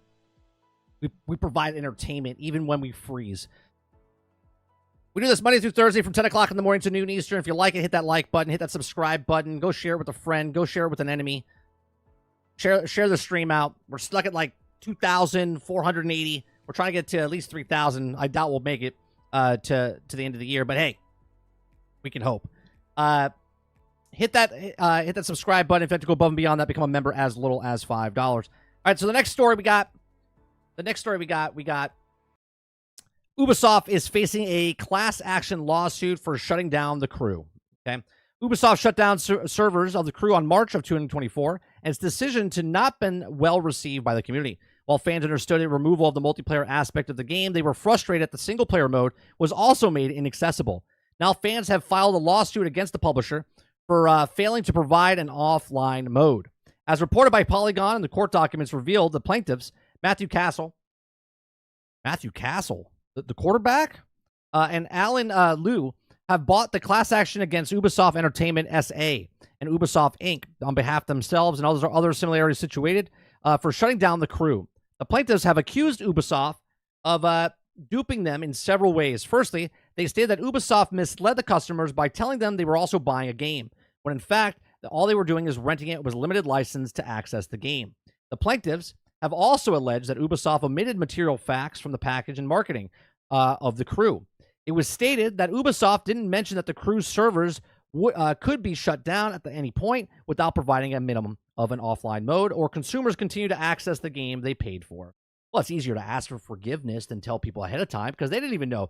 They thought their game was going to be the greatest game ever created for all eternity. Okay? But then they're like, oh, but we need to make more money. Okay? So moreover, they bought a physical disc, believing that the crew itself was encoded into a physical disc consumers could buy, or in digital files consumed could play pay to download. Instead, the game was on a remote server, and physical disc acted as a key to access this server. Okay. The plaintiffs stated that when they purchased the crew's physical disc and believed that the game would also be playable indefinitely without the risk of being disabled. They also gave examples stating that Ubisoft had shut down online servers for games like Assassin's Creed 2, Assassin's Creed 3, and more in the past, but in patch is offline mode later. However, in the case of the crew, even after the community backlash, Ubisoft responded stating that offline features of other games from the crew's franchise, the Crew 2 and the Crew Motorfest, would be preserved, but the original Crew was left out of the list. Now, the plaintiffs have demanded a trial by jury and aggregated claims of the members' preceded class action excess of $5 million, excluded the interest of the cost as the class action lawsuit. In other news, a group of modders have announced that the community will resurrect the Crew. Also, Rainbow Six Siege made more money than any other Ubisoft franchise, and there are also thoughts of the class action lawsuit against Ubisoft for shutting down the Crew. Let us know in the comment section down below. Look, this I think they're going to lose. I think the class action lawsuit, I think this is why they're changing it, right? Obviously, they're setting laws already right now to state that the buying thing, they're doing it in California, where it's going to say rent or lease or whatever the fuck they're going to put, which is not really protecting the consumers, okay? Which is just circumventing what we've been asking for the longest time, like protection, consumer protection, okay? Changing it from buy, and the buy button now says rent or borrow, whatever you want to call it. When people see that, sales will drop. Sales will drop because even though people are doing it right now, they think they're buying it. But as soon as it says renting or accessing or whatever they're going to change it to, people are going to look at it and go, no, I'm not going to do that. And I think, personally, obviously there's going to be people that buy the new stuff and they don't care. They've been doing it on Steam and whatnot, but they're under the assumption that they own it. When it changes that button, it doesn't say purchase or buy, and it says rent, lease, borrow, access, whatever. I think it's going to change the landscape of games, because then what's going to happen, there's a difference between doing a service like Game Pass, where you're not buying the game, you're buying a service, and those games are on the service. Or a difference between PlayStation Plus, where you're renting the game on that service. You're paying for the service, these games are on the service, those games can come and leave as they please. But if I purchase a game, I want that game. If it's digital, if it's physical, whatever it is. If it's an online access only, and then down the road it shuts off, they need to provide, I believe, they need to provide that they put that software off on the side, and if people want to resurrect a game like Star Wars Galaxies or any other game in the past, because they're not doing anything with it, they've abandoned that game. That company has abandoned the Crew. Sure, the Crew franchise continues, but the Crew 1 is abandoned. They're not making money off it anymore. Put it out there, let it open source, let people do what they want with it, and so be it, right? Let them play with that. But that's what I think, right? Because I think it's stupid that these companies try to, not only are they raising the costs of the games that they're creating, because they've made the problem, they've made the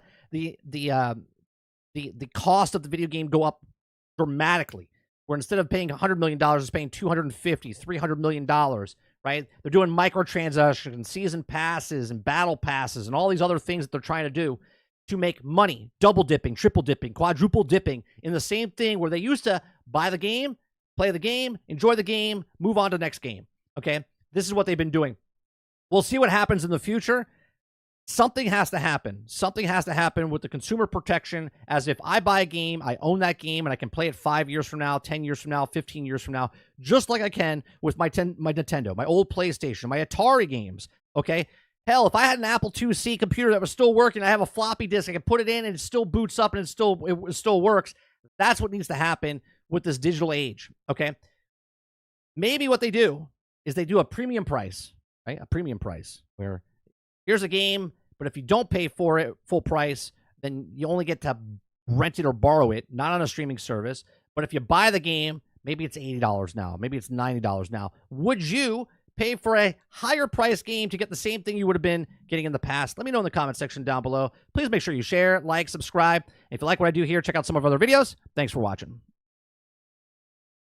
And all of a sudden I freeze like this. No? All right.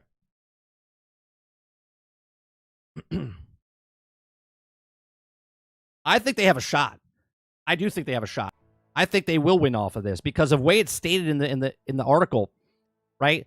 The crew never stated any of this ahead of time, right?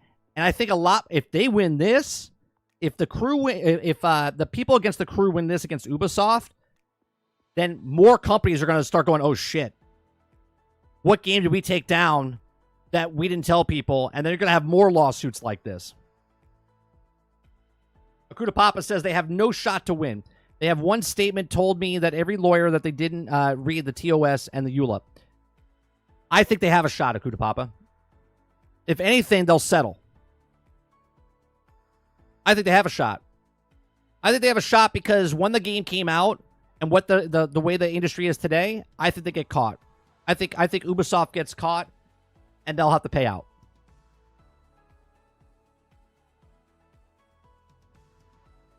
What are the chances the jury knows anything all about the video games or the judge? It all depends. Usually when they bring in the jury, the defendant they get to pick the jury. They get to pick the jury. Right? So maybe half the crew knows nothing about video games, but maybe half the jury does.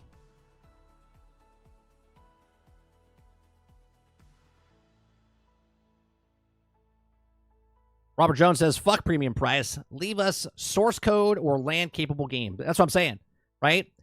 Put it out there. Once you're done supporting the game, if you're not doing anything with it, then fucking put it off to the side and let other people do it. But if you're going to still provide for it, then you need to keep it online.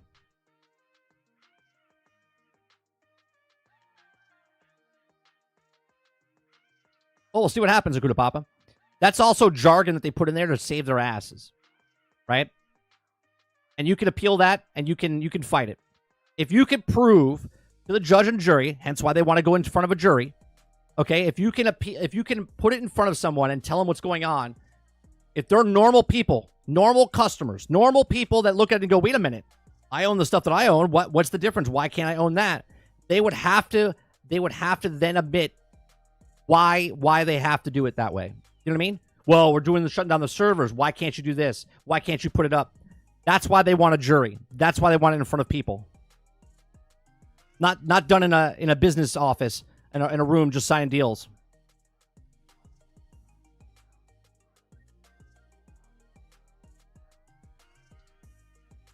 %. I agree with you, Jones. Consumer rights should be supersede. Krebsy says, I'm with Akuta Papa. We'll see. Look, they know that's why they want him to get in front of a jury. Because if you get in front of people and you can convince people, customers,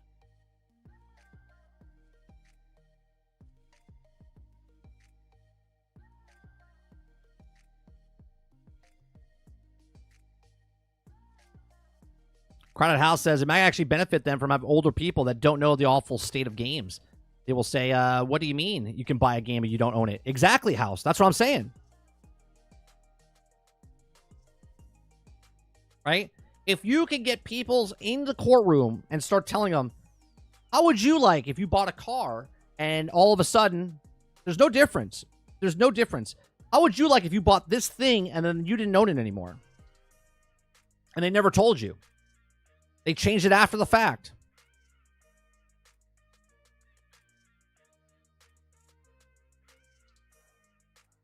Well, you can fight that as well, Akuta Papa. You can fight it as well as, did you sign or did you put a check mark? I didn't do the check mark. You can't prove that I made the check mark. It just says my account did the check mark, but I didn't agree to it. I purchased the game, but my son hit the check mark. I didn't get to read it. There's lots of different things that you can say and do. Again, if they can, that's why they want it in front of a jury. I'm assuming that's why they want it in front of a jury. Because if you can plead your case to people, you have a shot. If it's never goes to court in front of a jury and it just takes place in a courtroom, you're 100% correct. If it's not in front of people, actual people, and they do it behind the scenes, you're 100% they'll never win.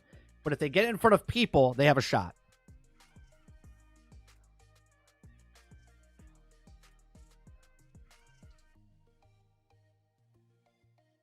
Some Ordinary Games had a video on the this is on the back of physical copies and says Ubisoft can take down the servers. So I don't know what they will win. It never said they will take it down. In the article, it said they never had that where it said it would get taken down.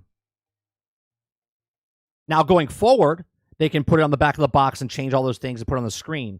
But the crew never had that.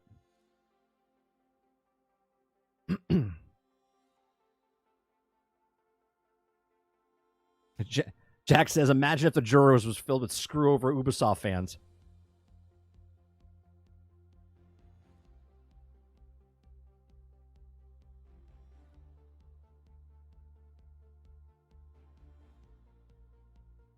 Dolphin says they would never do that because it would hurt the sales of Crew 2. Not particularly. Not particularly. There's more stuff in the Crew 2. Different cars, different area, different thing. It wouldn't hurt the sales. If people like the Crew 1, do they own Crew 2? Do the same people that own Crew 1 own Crew 2? You know what I mean? I would assume that people that own Crew 1 probably got Crew 2, which probably got Crew whatever.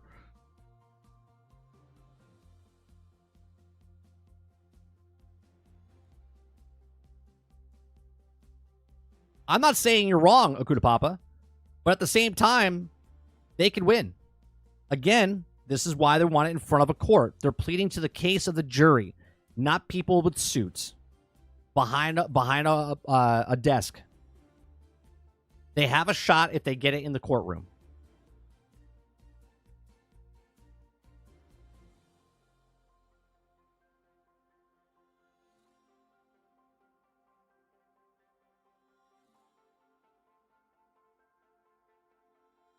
You also don't have a choice with a lot of these things, right? Either you click it or you don't. So I buy the game, put it in, I look at it, and then all of a sudden, now get this, if it's a digital copy, some digital copies can't get returned.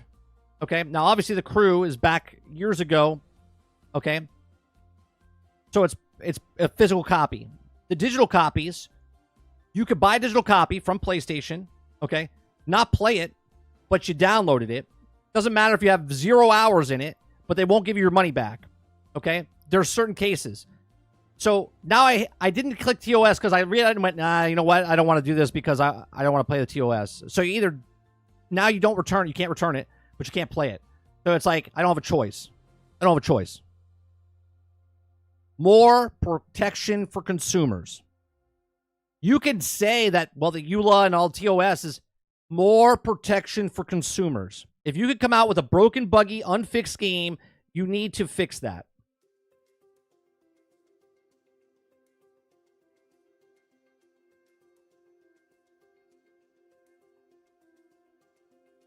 Bro, what is happening? I just got a notification. Stocks are going up, baby. Get cha-ching. They gave away Crew 2 for $1 last month.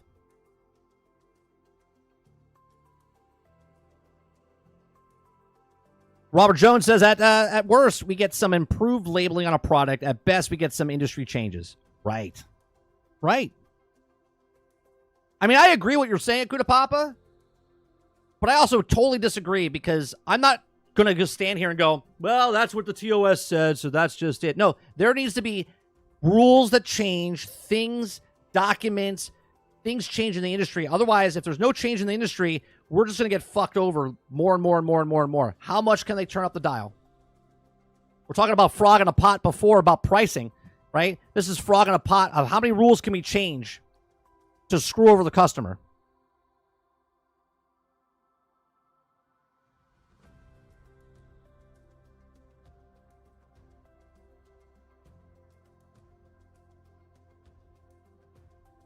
PlayStation lets you refund if you do it rarely.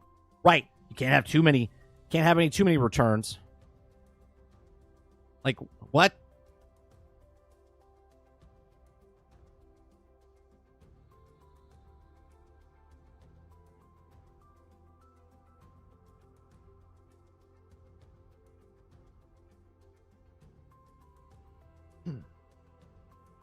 All right, yesterday I wanted to talk about AMC. I closed all those things down. So AMC, let me see if I can. They're trying to change what the movie industry is doing, right? Let me see if I can bring that back up. Okay, and then yesterday I had some Mission Impossible.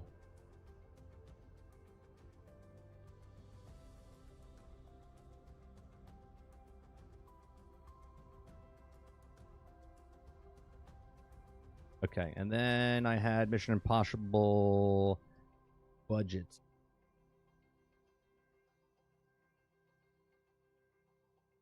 Okay.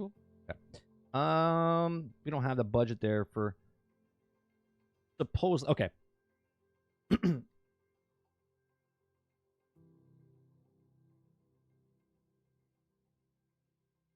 They let you refund all the time. I've refunded at least 20 times this year. Sure. But some consoles don't let you do that. Steam lets you do it because they're all digital, right? There is no physical copy on Steam.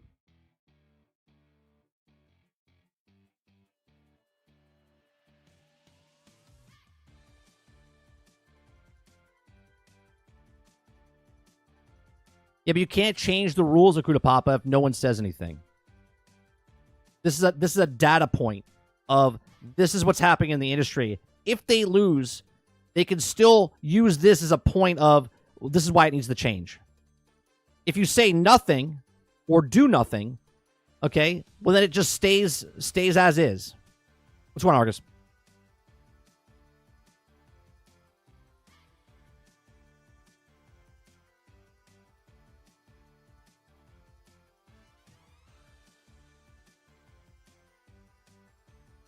Well, that's what happened to me back in the day, Dolphin. I didn't understand why I owned some games, okay?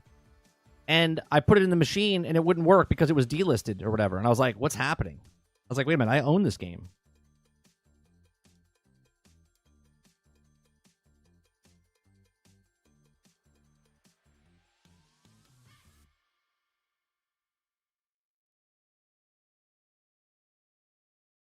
Let's be honest, if Steam doesn't actually refund your money, they give you credit.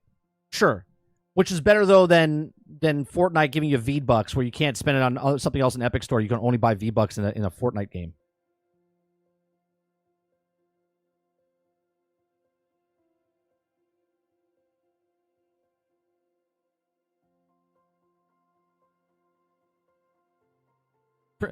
Remember when Blizzard fired employees and they didn't give them a severance package? They gave them a gift card to use in the store.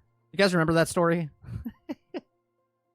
They gave them a $250 gift card to use in the Blizzard store in the lobby. Oh, man.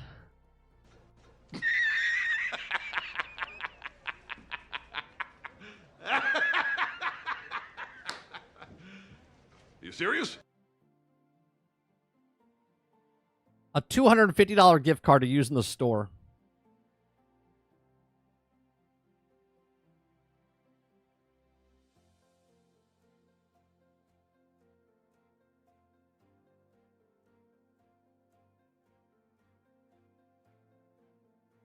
D says, I can't believe that audio usage can be a reason to not allow someone to say something they purchased years before. Wait. I can't believe that audio usage can be reason to allow someone to play something they purchased years before.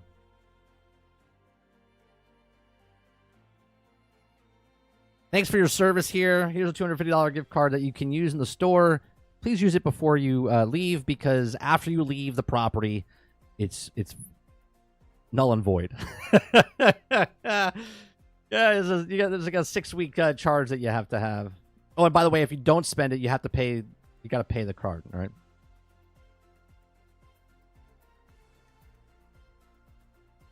That was like 3-4 years ago when they did that. Remember the lawsuit? Remember the lawsuit for Epic that lost the class action lawsuit? And instead of giving millions of dollars back across the lawsuit, they said, oh, no, we're going to give you V-Bucks to spend in the store. Get the fuck out of here. Get out of here. Stop it. Get some help. Right? Like, to say that Yeah, we lost the class action lawsuit, but we actually don't want to spend our money that we have to pay back. We have that money. We're going to give you V-Bucks so you can spend in the game. Get out of here. Get out of here. All right. I want to go to the next story, which is AMC. Okay. I love movies. I am an AMC stockholder. Okay. I'm going to tell you that outright. Okay. I love movies. I've invested myself over the years into AMC, and I would love to see them come back. Hell, I would love to see if they just put the stock price up to what it's supposed to be. But they're shorting that fucking AMC company to the ground. But AMC, the largest company in the world for theater chains, okay, is the largest one. Okay. So AMC Entertainment plans to go on the offensive, okay, with major upgrades to movie theaters amid box office recovery. Okay. So down here it says that the company's third quarter numbers at Wall Street expectations, AMC is swinging an adjusted loss per share 4 cents from the profit of 8 cents in the year earlier period. Total revenue of $1.35 billion slipped from $1.4 a year ago. Despite the presence during the July to September quarter, it hits like Deadpool and Wolverine that brought in a lot of money. Okay, even though AMC beats analysts' forecast, its stock slumped 6% in after-hours trading. Now, the new seats already are being put into high-grossing locations, including Burbank, right? So they're putting new seats into theaters, okay? But why? Okay, in the New York City Empire, 42nd Street, Lincoln Square, Uptown, additional leg room, a total of 4 feet. Ooh, right? If you're not going to the theater to get back in the theater, they're giving you an extra 4 feet like we're on a fucking airplane, okay? Also, will another result at laser projection will replace traditional methods, okay? A new auditorium format called AMC XL will feature expanded screen sizes, aiming to capture a recent moviegoer enthusiasm for IMAX and other ultra big screen experiences. So what they're doing is they're making the screens a little bit wider. They're putting a new projection system in there, okay? And it says citing expected multi-year rising box office, okay? Aaron said that the company, or Aaron, sorry, said Aaron, okay, said that the company can choose to go fast or go slow, with the upgrades competing them in a span of ranging from 4 to 7 years. So they're going to make these changes to the high-end theaters that are around the country, but it's going to range between 4 and 7 years. Talk about like slow, okay? In addition to the benefits from the post-COVID box office recovery, Aaron noted that some of the key debt repayments have been pushed further out into the future, enabling the company to allocate resources in the near to medium term in the core theater assets, okay? So to increase capital expenditures will be booked only times when other key metrics measure the profitability increasing, Aaron said. Okay, so they're trying to be proactive by going out and, you know, making the theaters better, but no one's coming to the theater. This is the problem, okay? And a lot of people don't want to come to theaters because the movies are too expensive, right? The budget of the movies are blowing out of proportion, just like video games, okay? The theaters are raising in prices, okay? So when you take you and your family, if you have a family of 4, you're minimum $100 going to the theater between seats, drinks, and food and whatnot, okay? Minimum $100, okay? Just for me and my wife to go, we're spending like $35 to $50 to go to a 2-hour movie, right? And a lot of these movies, one, are not very good. Even when movies are good, here we're looking at Mission Impossible, right? Mission Impossible just showed the next trailer recently, okay? But I want to show you, this is the franchise of Mission Impossible, okay? So Mission Impossible, here's all of them. So the very first one, in 1996, okay, limited gross. Now this is just domestic. I'm just showing you domestic, okay? Domestic made $180 million, almost $181 million, okay? 3,000 theaters, okay? 3,000 theaters. Opening weekend made $45 million, okay? So that was back in 1996. The next one is in 2000, okay? That made 215 lifetime gross domestically, and then it opened up in 650 more theaters, right? 657 more theaters. Okay, and it made $57 million opening weekend. And that right, and that was in 2000. Then we jumped to 2006 for Mission Impossible 3. Okay, that grossed 134 million, opened up in 4,000 theaters. Okay, and that opening weekend made 47 million. Okay, that's 2006. Then we go from 2006 to 2011. It made 209 million lifetime gross domestically. That opened up in 3,555 theaters, and opening weekend it made 12.7 million. Okay. Then we go from 2011 to 2015, which is Mission Impossible Rogue Nation. That made 195 million in almost 4,000 theaters, 3,988 theaters. Okay, as you can see, more theaters going in. Okay. All right, and that was 2015. Then from 2015, we go to 2018 for Fallout, Mission Impossible Fallout. That opened up in 4,395 theaters. More theaters, less people. Okay, more people, I'm gonna say more theaters, less people. Okay, made 220 million domestically, but 61 million opening weekend. Okay, I'm sorry. Yeah, and then from 2018, we go to 2023. Okay, which is Dead Reckoning Part 1. 4,327 theaters, okay, which is the second most theaters they've ever had. Okay, made 54 million opening weekend and only made 172. But the budget for this, if we click on this, okay, the budget for this was I think $290 million. Yeah, $291 million. Okay, so it made a total of 570 million. It maybe made a profit. Maybe made a profit. Right? Not enough people are going to the theater to see this. Now we go to the latest Mission Impossible.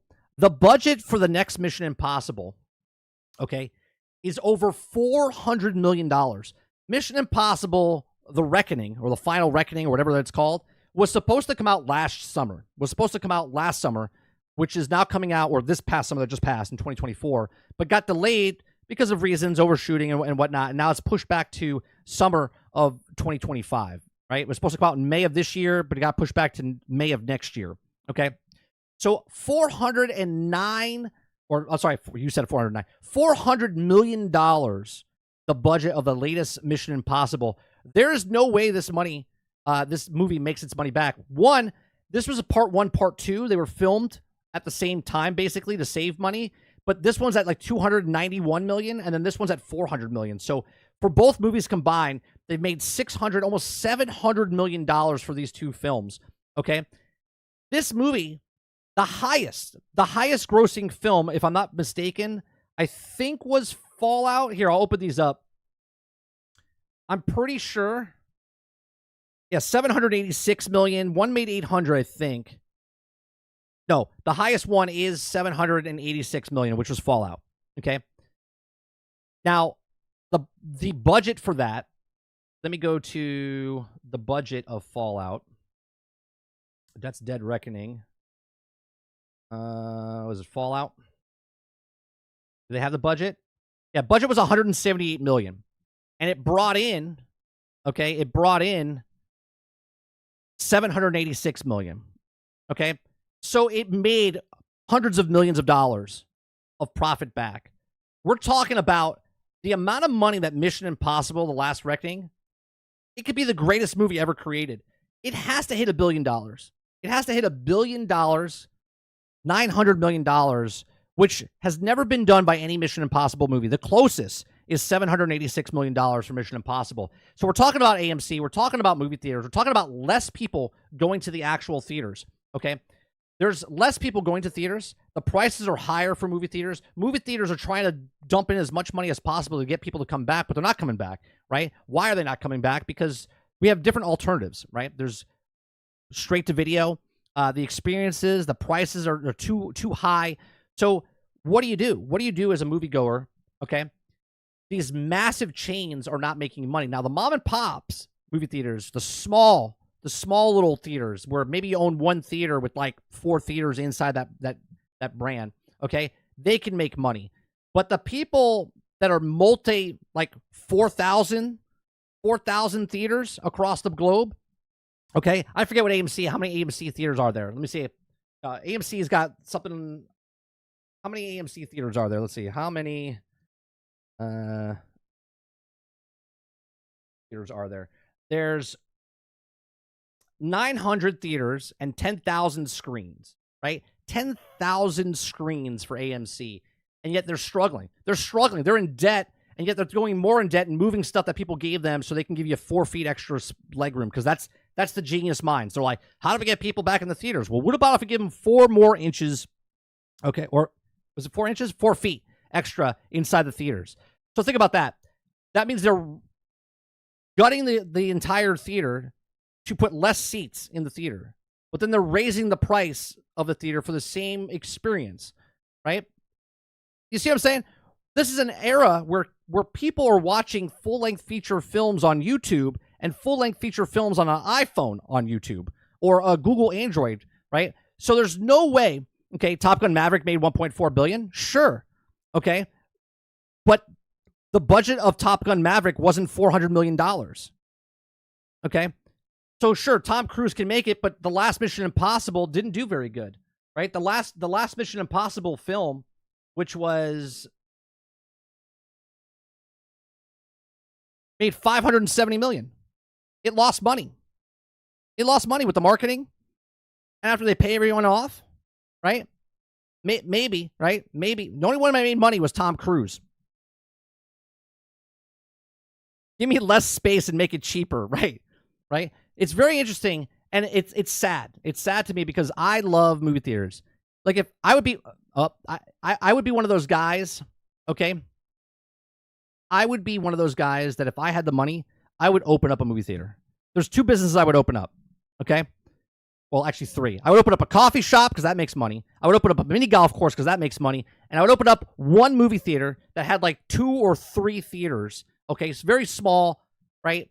And have people come in where we're doing different things. We're not doing what the organization of AMC is doing, right? You got to change it up. You got to make it. Why should you come and watch a movie in the theater instead of watching it at home? What am I providing for you, right? You got to bring down the cost. You got to do something to change what's happening because nobody's going to the theater anymore. Less and less people are going to theaters, right? Imagine. Less and less people are buying consoles. Less and less people are going to theaters. Less and less people are doing these things for entertainment purposes, and they rather pay for a streaming service. They rather, play the thing at a much cheaper price, and they don't care that there's more leg room or not. They just want to be value of what the proposition is. But the problem is the value that they're putting it more expensive things, okay, to try to get you to entice you to come in. I don't want to spend $15 to go sit in the theater. I want to spend $8 to go to the theater to have a good experience. Okay? And if you do it well, then you have masses amount of people coming in to do that because you're like, hey, this is a really good price for what it is. But that's not what they're going to do. So I don't think the theater is going to, flop and go away. But there's going to be a lot more of less chains like AMC and more of, the individual having a small theater, mom and pop theater that could make it because they don't have to pay, the amounts of staff or the 5,000 seat theater where they sell out 200 theater and that's it. They're booked and they're good to go. These are just my thoughts. Let me know yours in the comment section down below. Please make sure you share, like, subscribe. What do you think? Are you excited for the new Mission Impossible film? I like the Mission Impossible films. I think they're great, but I think this is an uphill battle. I think Mission Impossible is going to have an impossible mission of getting to $1 billion with their last film. Maybe because it's the last one, people come out in droves and get it. But God, the last movie that tried to do this? This was the James Bond film that came out, the last James Bond film. They had to make $900 million. It didn't even come close. It lost like $250 to $300 million total. But we'll see what happens. Like I said, hit that like button, hit that subscribe, and I'll see you on the next one. Thanks for watching.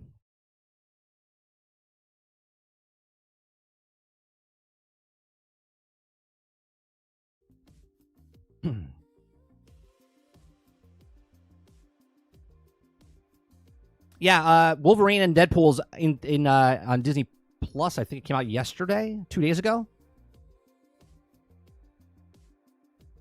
Pixel says I watched Deadpool and Wolverine day one on YouTube. Maybe I'm the problem. You would be a problem if you watched it. But I did that with we did that with Borderlands. I was never gonna watch that movie. I was never gonna go watch that movie. Deadpool and Wolverine I'll watch, and I wouldn't go pirate it or watch it on YouTube, right? Borderlands is a movie that absolute crap. But, you know, I watched it on YouTube. More people watched it on YouTube than they did in theaters. Dolphin says, I've never watched a single Mission Impossible movie. No interest. Ah, they're good. They're good. Good action-packed movies.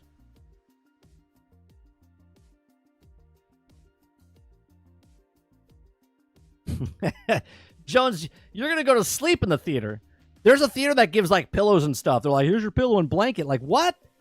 I didn't pay $10, $15, $20 to go to your theater so I could take a nap.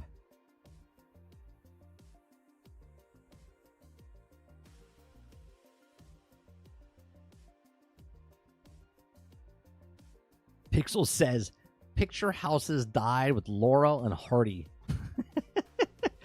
Yeah.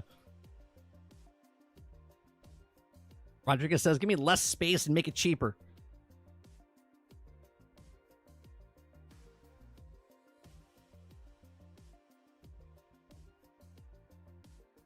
Altered says, look into BattleBit remaster info. It seems that the game hasn't been updated since December last year, and devs are not talking in Discord. People believe that the game is abandoned. But even if it is abandoned, it's 3 people.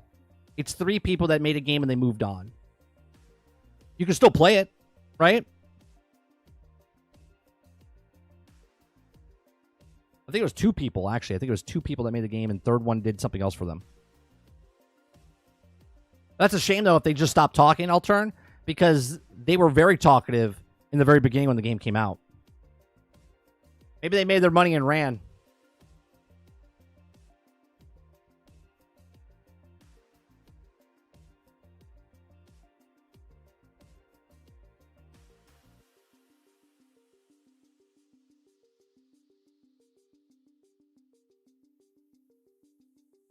Dolphin says, out the coffee shop, into the theater, into the mini golf, in the back. That's it. Take all 3 and put them together. Done.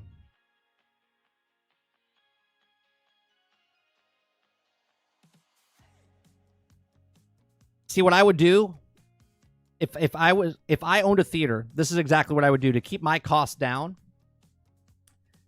I would have the theater. Okay, my job is to get people in the theater. I wouldn't hire. Right? I would get insurance policy or whatever to put people in, but I would make the vendor inside the theater. So let's say you wanted to sell ice cream. I put an ice cream shop inside the thing, and I would charge them rent to sell their ice cream into my theater. Okay? Not an absorbent amount of money, but I would charge them rent where they could sell their product. That way, I don't have to worry about that product. I don't have to worry about any of that. So if you're a business owner, I would let you put a stand or whatever inside of my theater, and then you would sell your stuff in my theater to the patrons. Okay? So you're not cutting into the cost. You're getting that. I'm getting the theater. So I'm bringing them to the theater, and then you're selling the stuff for them, right? So I can keep my costs down because I'm not paying their employees. I'm not paying their stuff. Okay? I'm just providing the theater. The employees for projections and to clean the theaters, and then the actual vendors inside the theater would be their own standalone business. So if there was a coffee shop, there was an ice cream shop, it's 2 separate businesses that I'm supporting locally. They have their businesses there. They're running their businesses inside my business, and then my costs are down for the theater so people can come into the theater. So I don't have to charge them an absorbent amount of money because my popcorn prices are $14. Right? And vice versa. They don't have to worry because the rent is just, you give me a percentage or whatever. Maybe I don't charge your rent. Maybe I give you a percentage of your sales for that day to incentivize people to come to the theater.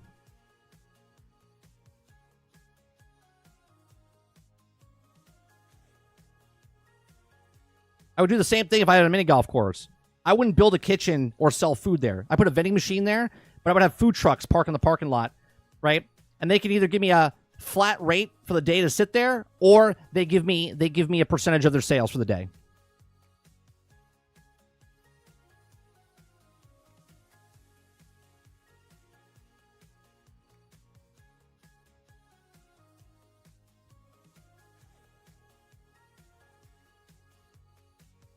Superband, they also promised an update in April 2024, and they still haven't given an update. So who knows? Maybe they did it. Got the money and ran. Maybe. That's a shame if that's what they did. Good game still. regardless of what they've done, they made a game, they sold a game, it's a good game. Fun game.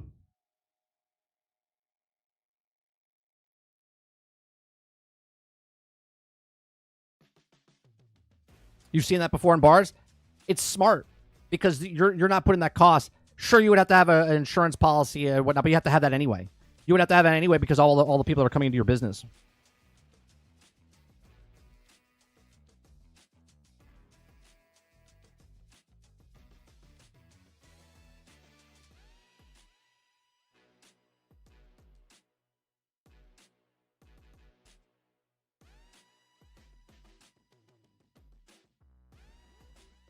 If you provide the outlet for people to come, then if you could give that a better, cheaper price for get to people to come in the theater, and then you have other people's businesses inside there, then if they're not spending, because I don't have all that overhead, I can give you an $8 movie, right? I can give you a cheaper movie, $5 movie, $8 movie, and then they would spend that extra money that they would spend in your theater, they would spend it on the ice cream or they would spend it on the food.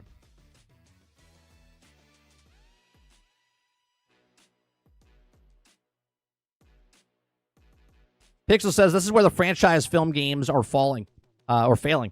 Short always looking for new audiences. Yeah, instead of taking the audience they already have. I never understood that, Pixel. You know what I mean? I understand they're looking for new members, right? Whatever it is, but they gotta get in and do something where they're keeping the old audience and then adding to it. But most businesses can't get new interest. This is why they feel like they have to make a game or have to make a movie for the new modern audience. But they risk losing the old audience and the old clientele.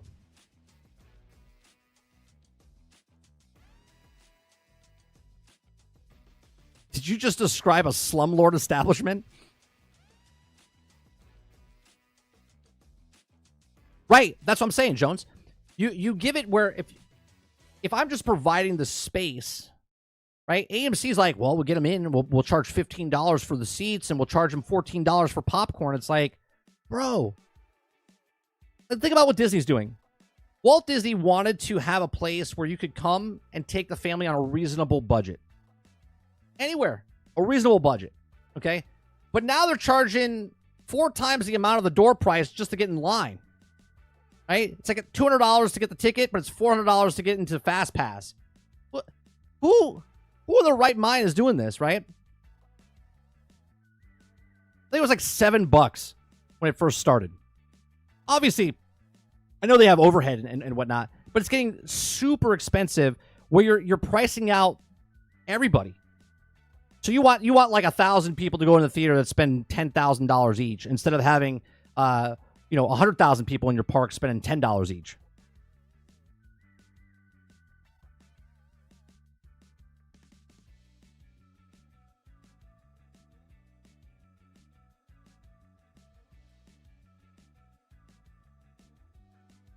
Hilly says, the only business I would start is the funeral parlor.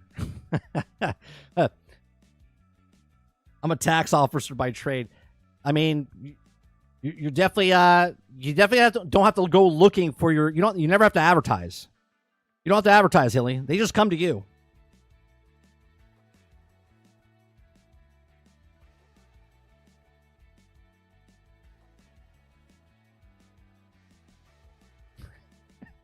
That's great.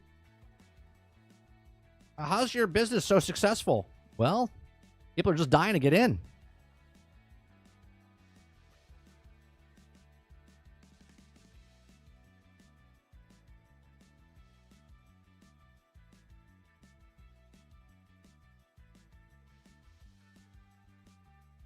Yeah. You never do. You never do.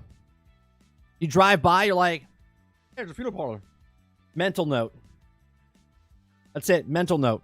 No one's ever going, you got to go to that one funeral parlor. I heard some good things about that. Be like, no, just.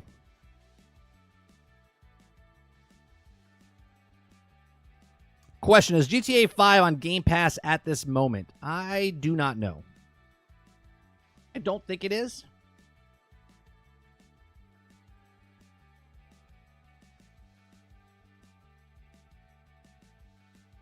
According to this post, 10 months ago, it says GTA Online was recently removed from Game Pass. That was 10 months ago.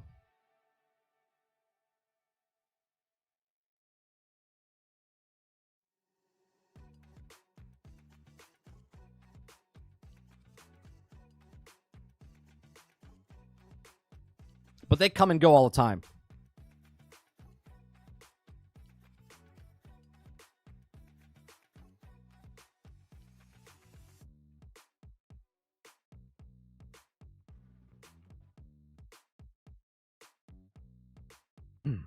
Kevin says, I'm asking because it just got out on PlayStation Plus and wonder if it will land on Game Pass again. They're trying to get any last sales before GTA 6. Well, I would do this. This is what I would do. If I was GTA and Rockstar, I would remove it right now, drop a new trailer for GTA 6, and then put it back out on something so sales go back up, right? That's what I would do. Remove it off the play area, get people hyped up. You show a new trailer for Grand Theft Auto 6, and then voila, people go out and buy Grand Theft Auto 5, right?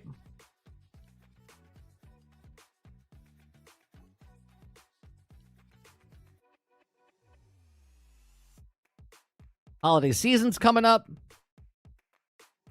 After the holidays is done, January, February, you put it back on the streaming services. People start playing it again, but you make that initial sale for the holiday. People like to spend money at this time.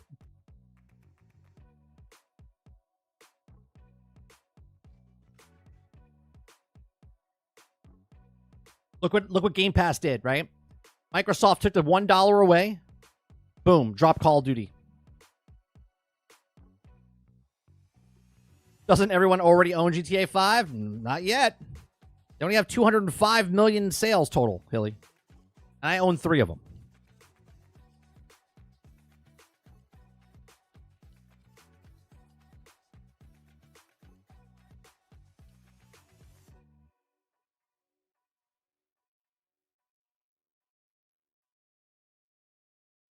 Roadkill says, I already spent all my money. Well, guess holiday season's already good for you.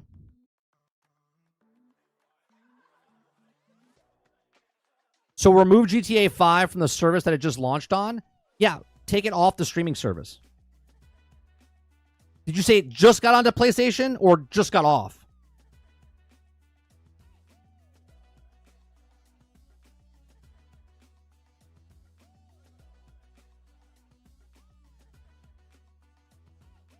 I asked because it just got out on... Oh, just got out on. It just put on PlayStation.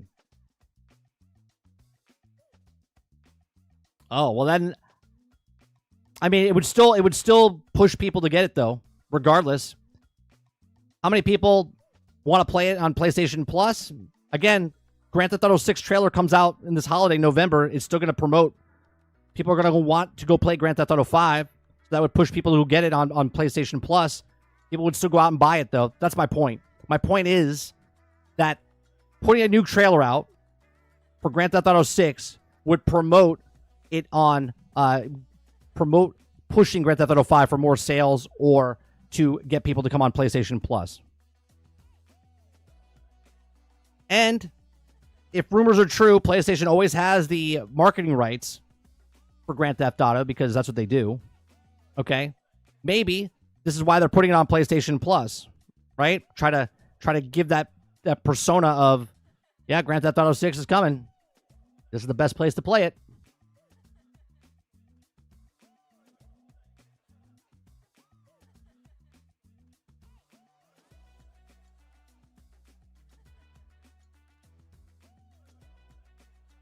San Andreas says, I haven't been bothered.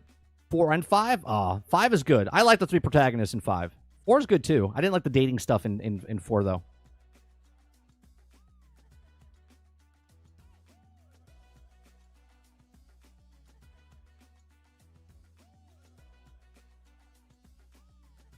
Yeah, this is three cycles, 3 console cycles.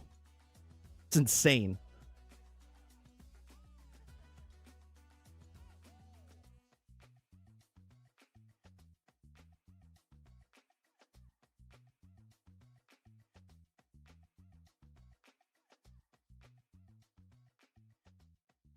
That's what I'm saying, Jones. I was like, what's happening? Because I'm getting notifications. Yeah, the crypto stuff is going through the moon right now.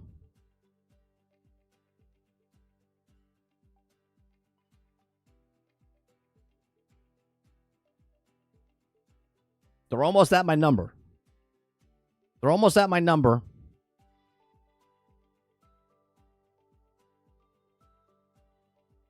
They're at my number, and once they get to my number, I got Christmas paid off. I'm not selling all, but I'm selling a percentage.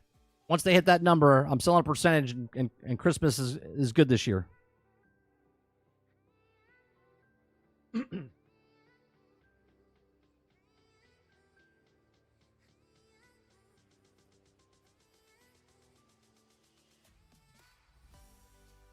Who wants to follow money, Pixel?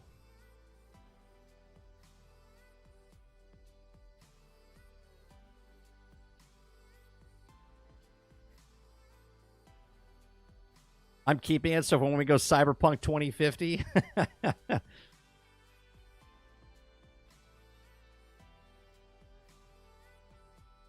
All I'm saying is, I got into the meme coin when it was 8 cents. 8 cents. And right now, that 41 cents. I'm not telling anyone what to do, or I know what I did, and they're almost at my number.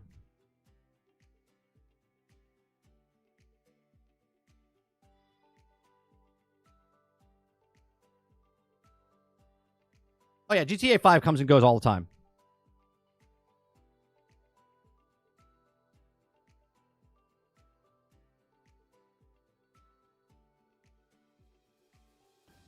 I was gonna watch the Horizon, the Horizon stuff reviews, but we're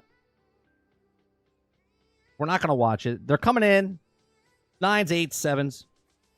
I think it went down to a 6 even.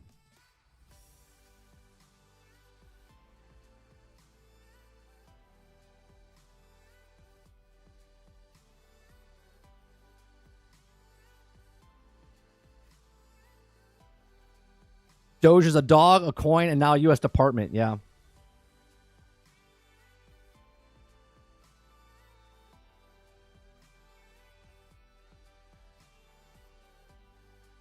Here's an article from PC Gamer on Twitter. Okay. Dragon Age, the Veilguard leap forward in trans inclusion comes from a heartfelt place, but its problems left me feeling frustrated, angry, and tired.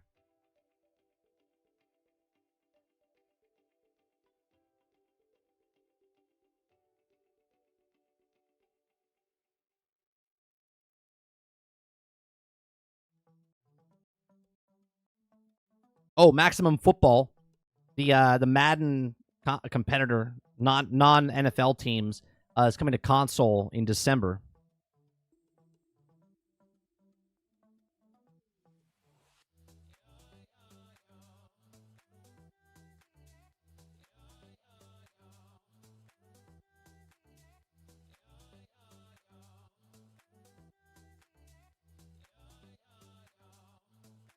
Pixel says, I bought a bit of land that was a hopscotch. I chalked that on to experience.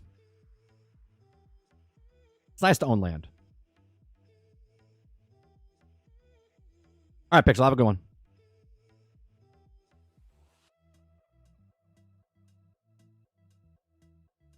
So now that no one's clicking on the article, the game is bad? Yeah, it's amazing, isn't it?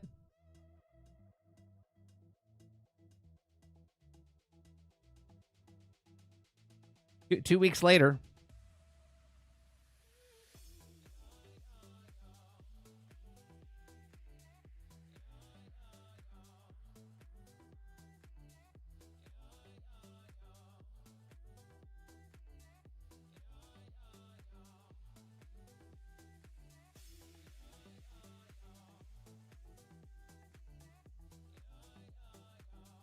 Can anyone explain what Pixel just said? He's talking about land.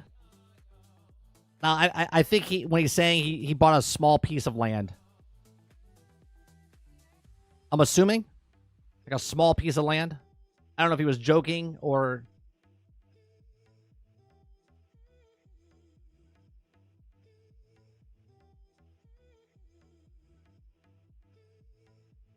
Where is...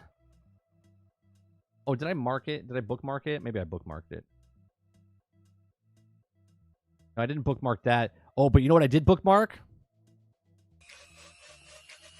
Check this out, chat. I'm gonna mute the thing. Check this out. We're in trouble.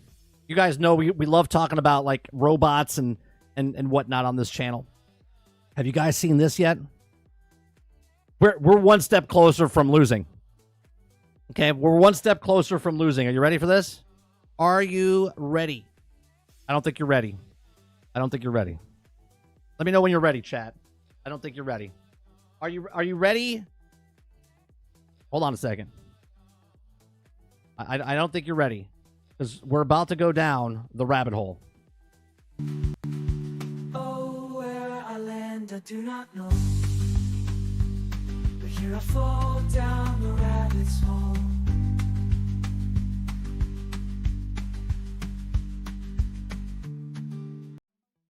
All right. Here we go.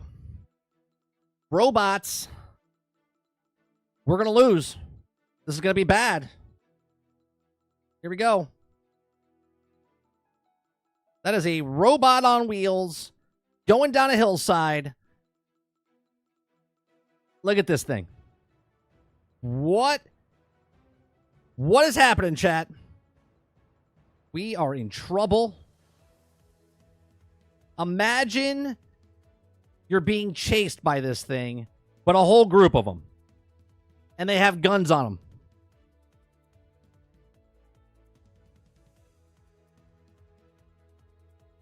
Going up and down the... What the...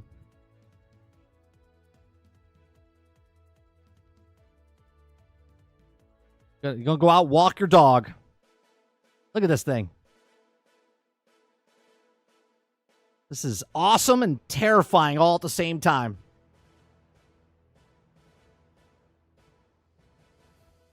That is terrifying.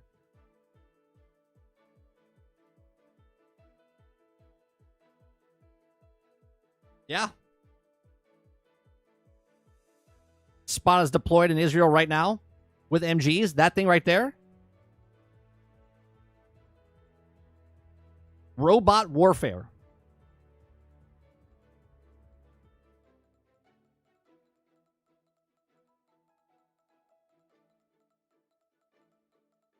I'll look it up after Akuta Papa.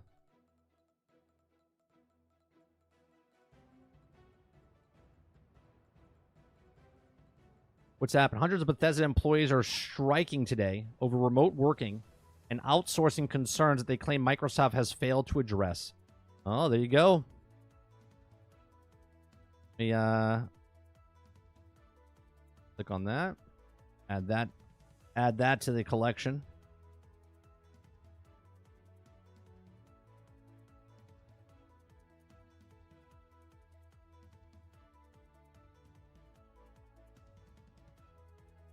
The Game Award, Krebsy, you posted the Game Awards call. Oh, you already put the strike thing. Okay. The Game Awards calls on fans to help protect its brand. What are they talking about here?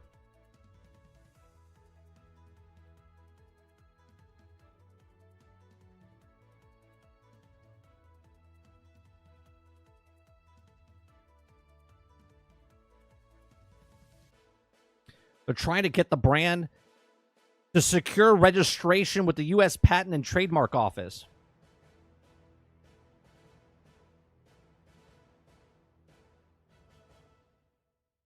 Why are they trying to do that? The Game Awards is marked as the U.S. Patent and Trademark Office. We're looking for letters to support the establish that consumers, that's you, specifically associate the term of Game Awards with the annual award show. Oh, no.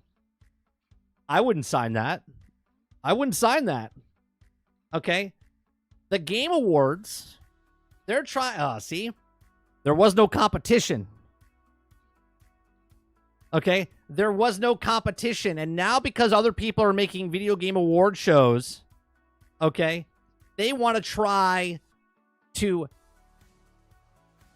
trademark and register that so nobody else can do game awards. No, sir. Let me read this real fast. Okay, let me read this. The Game Awards calls on fans to help protect its brand. Oh, now you need us. Now you need us, huh? Next month, the Game Awards celebrates the 10th anniversary as leading award show in the gaming space. Its premier presentation of gamers worldwide, with rewards being dished out, new games being teased, updates being revealed, and this year's event will take on place of December 12th and is set to be a monumental showcase. Self-proclaimed, right? Obviously, it's been very popular because there's no competition, okay? It's run up to the event. The Game Awards has posted an email revealing that the fans are trying to secure registration with the U.S. Patent and Trademark Office, legitimizing the brand. It's also called on to those same fans to bolster the application to help secure the trademark. In an email circulated amongst fans, the Game Awards team explained, we are just 1 month away from the Game Awards on our 10th anniversary. As a fan who joined us for one of the Zoom sessions during the pandemic, we're reaching out with a quick request. We're currently in the midst of registering the Game Awards as a mark of the U.S. Patent and Trademark Office. We're looking for letters to support the established that consumers, that's you, distinctively associate the term the Game Awards with the annual award show. The email then requested a personal reflections that fans might have on which they added the application when submitted to the coming weeks. It's successful. The patent will recognize the Game Awards with the trademark representing the legitimate of the event at the high standard to which it is now held by gamers everywhere. I'll tell you what, I am not one of these people that puts this standard. It's a joke. And last year really sealed the deal for me because Hogwarts Legacy, regardless if you like the game or not, didn't get nominated. Now, we're not asking for wins here. We're asking for nominations for games that represent what people like. It didn't get nominated. Okay? It was nominated and I think won a Grammy for the fucking music. Okay? Yet it didn't even get nominated in this official Game Awards. Okay? And that was because of the politics behind the game, not because of the game itself. Right? So, for me personally, they've lost the official video game award show because you chose to not represent games that 25 million sales. The game might have not been the best game, but the music, the visuals, the graphics, the game design, everything about it, it was not brought up, not one little bit. Sorry, not sorry. Okay.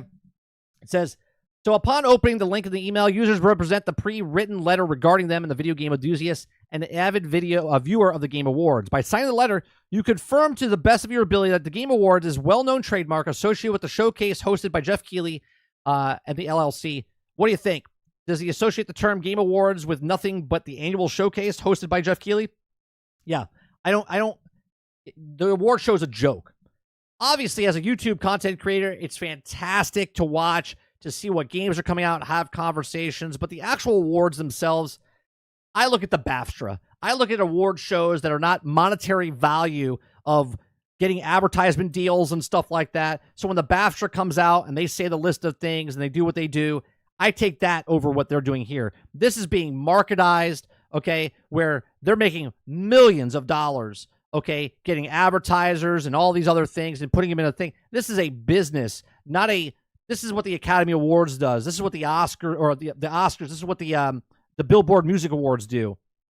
I'm not signing it. I don't know about you guys.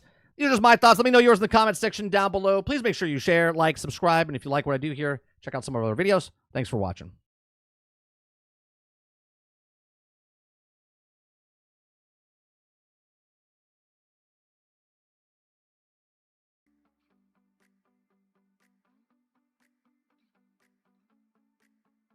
He says 30, but can it do a halo jump as it's running around shooting?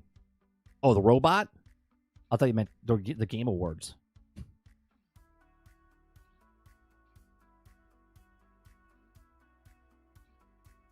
Altern says, yeah, no. Go to hell with that brand. Robert Jones says, fuck the Game Awards. They're trying to do Nintendo it, or they're trying to do Nintendo it.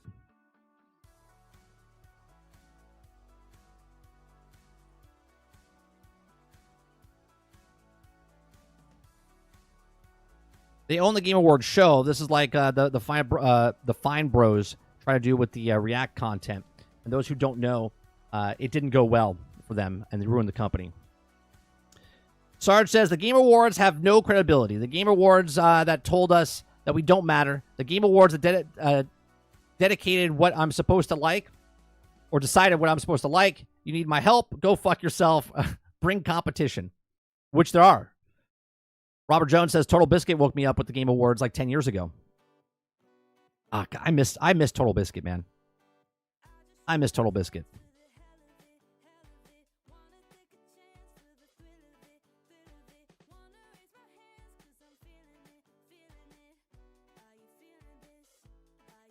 The Game Awards are the only time gamers are okay with ads. Yeah, because of the games.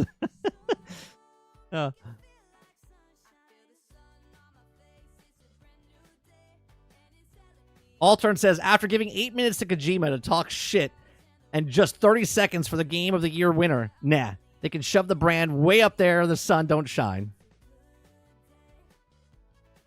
Yeah, Titan, please wrap it up with the anti-competition. It's amazing. It's amazing.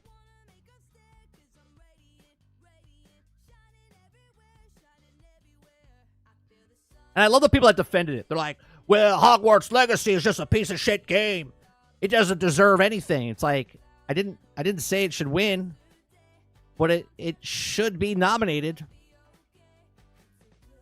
If Black Myth Wukong does not get nominated for anything, there's a fucking problem. Let me tell you that. If Black Myth Wukong does not get nominated for anything, there's a fucking problem. When are they coming out? It's got to be this week, right? With the actual nominations for this. We're sitting on today, Tuesday, Wednesday. Today's Wednesday, right? It's Wednesday. When are they coming out with the actual nominations for this thing?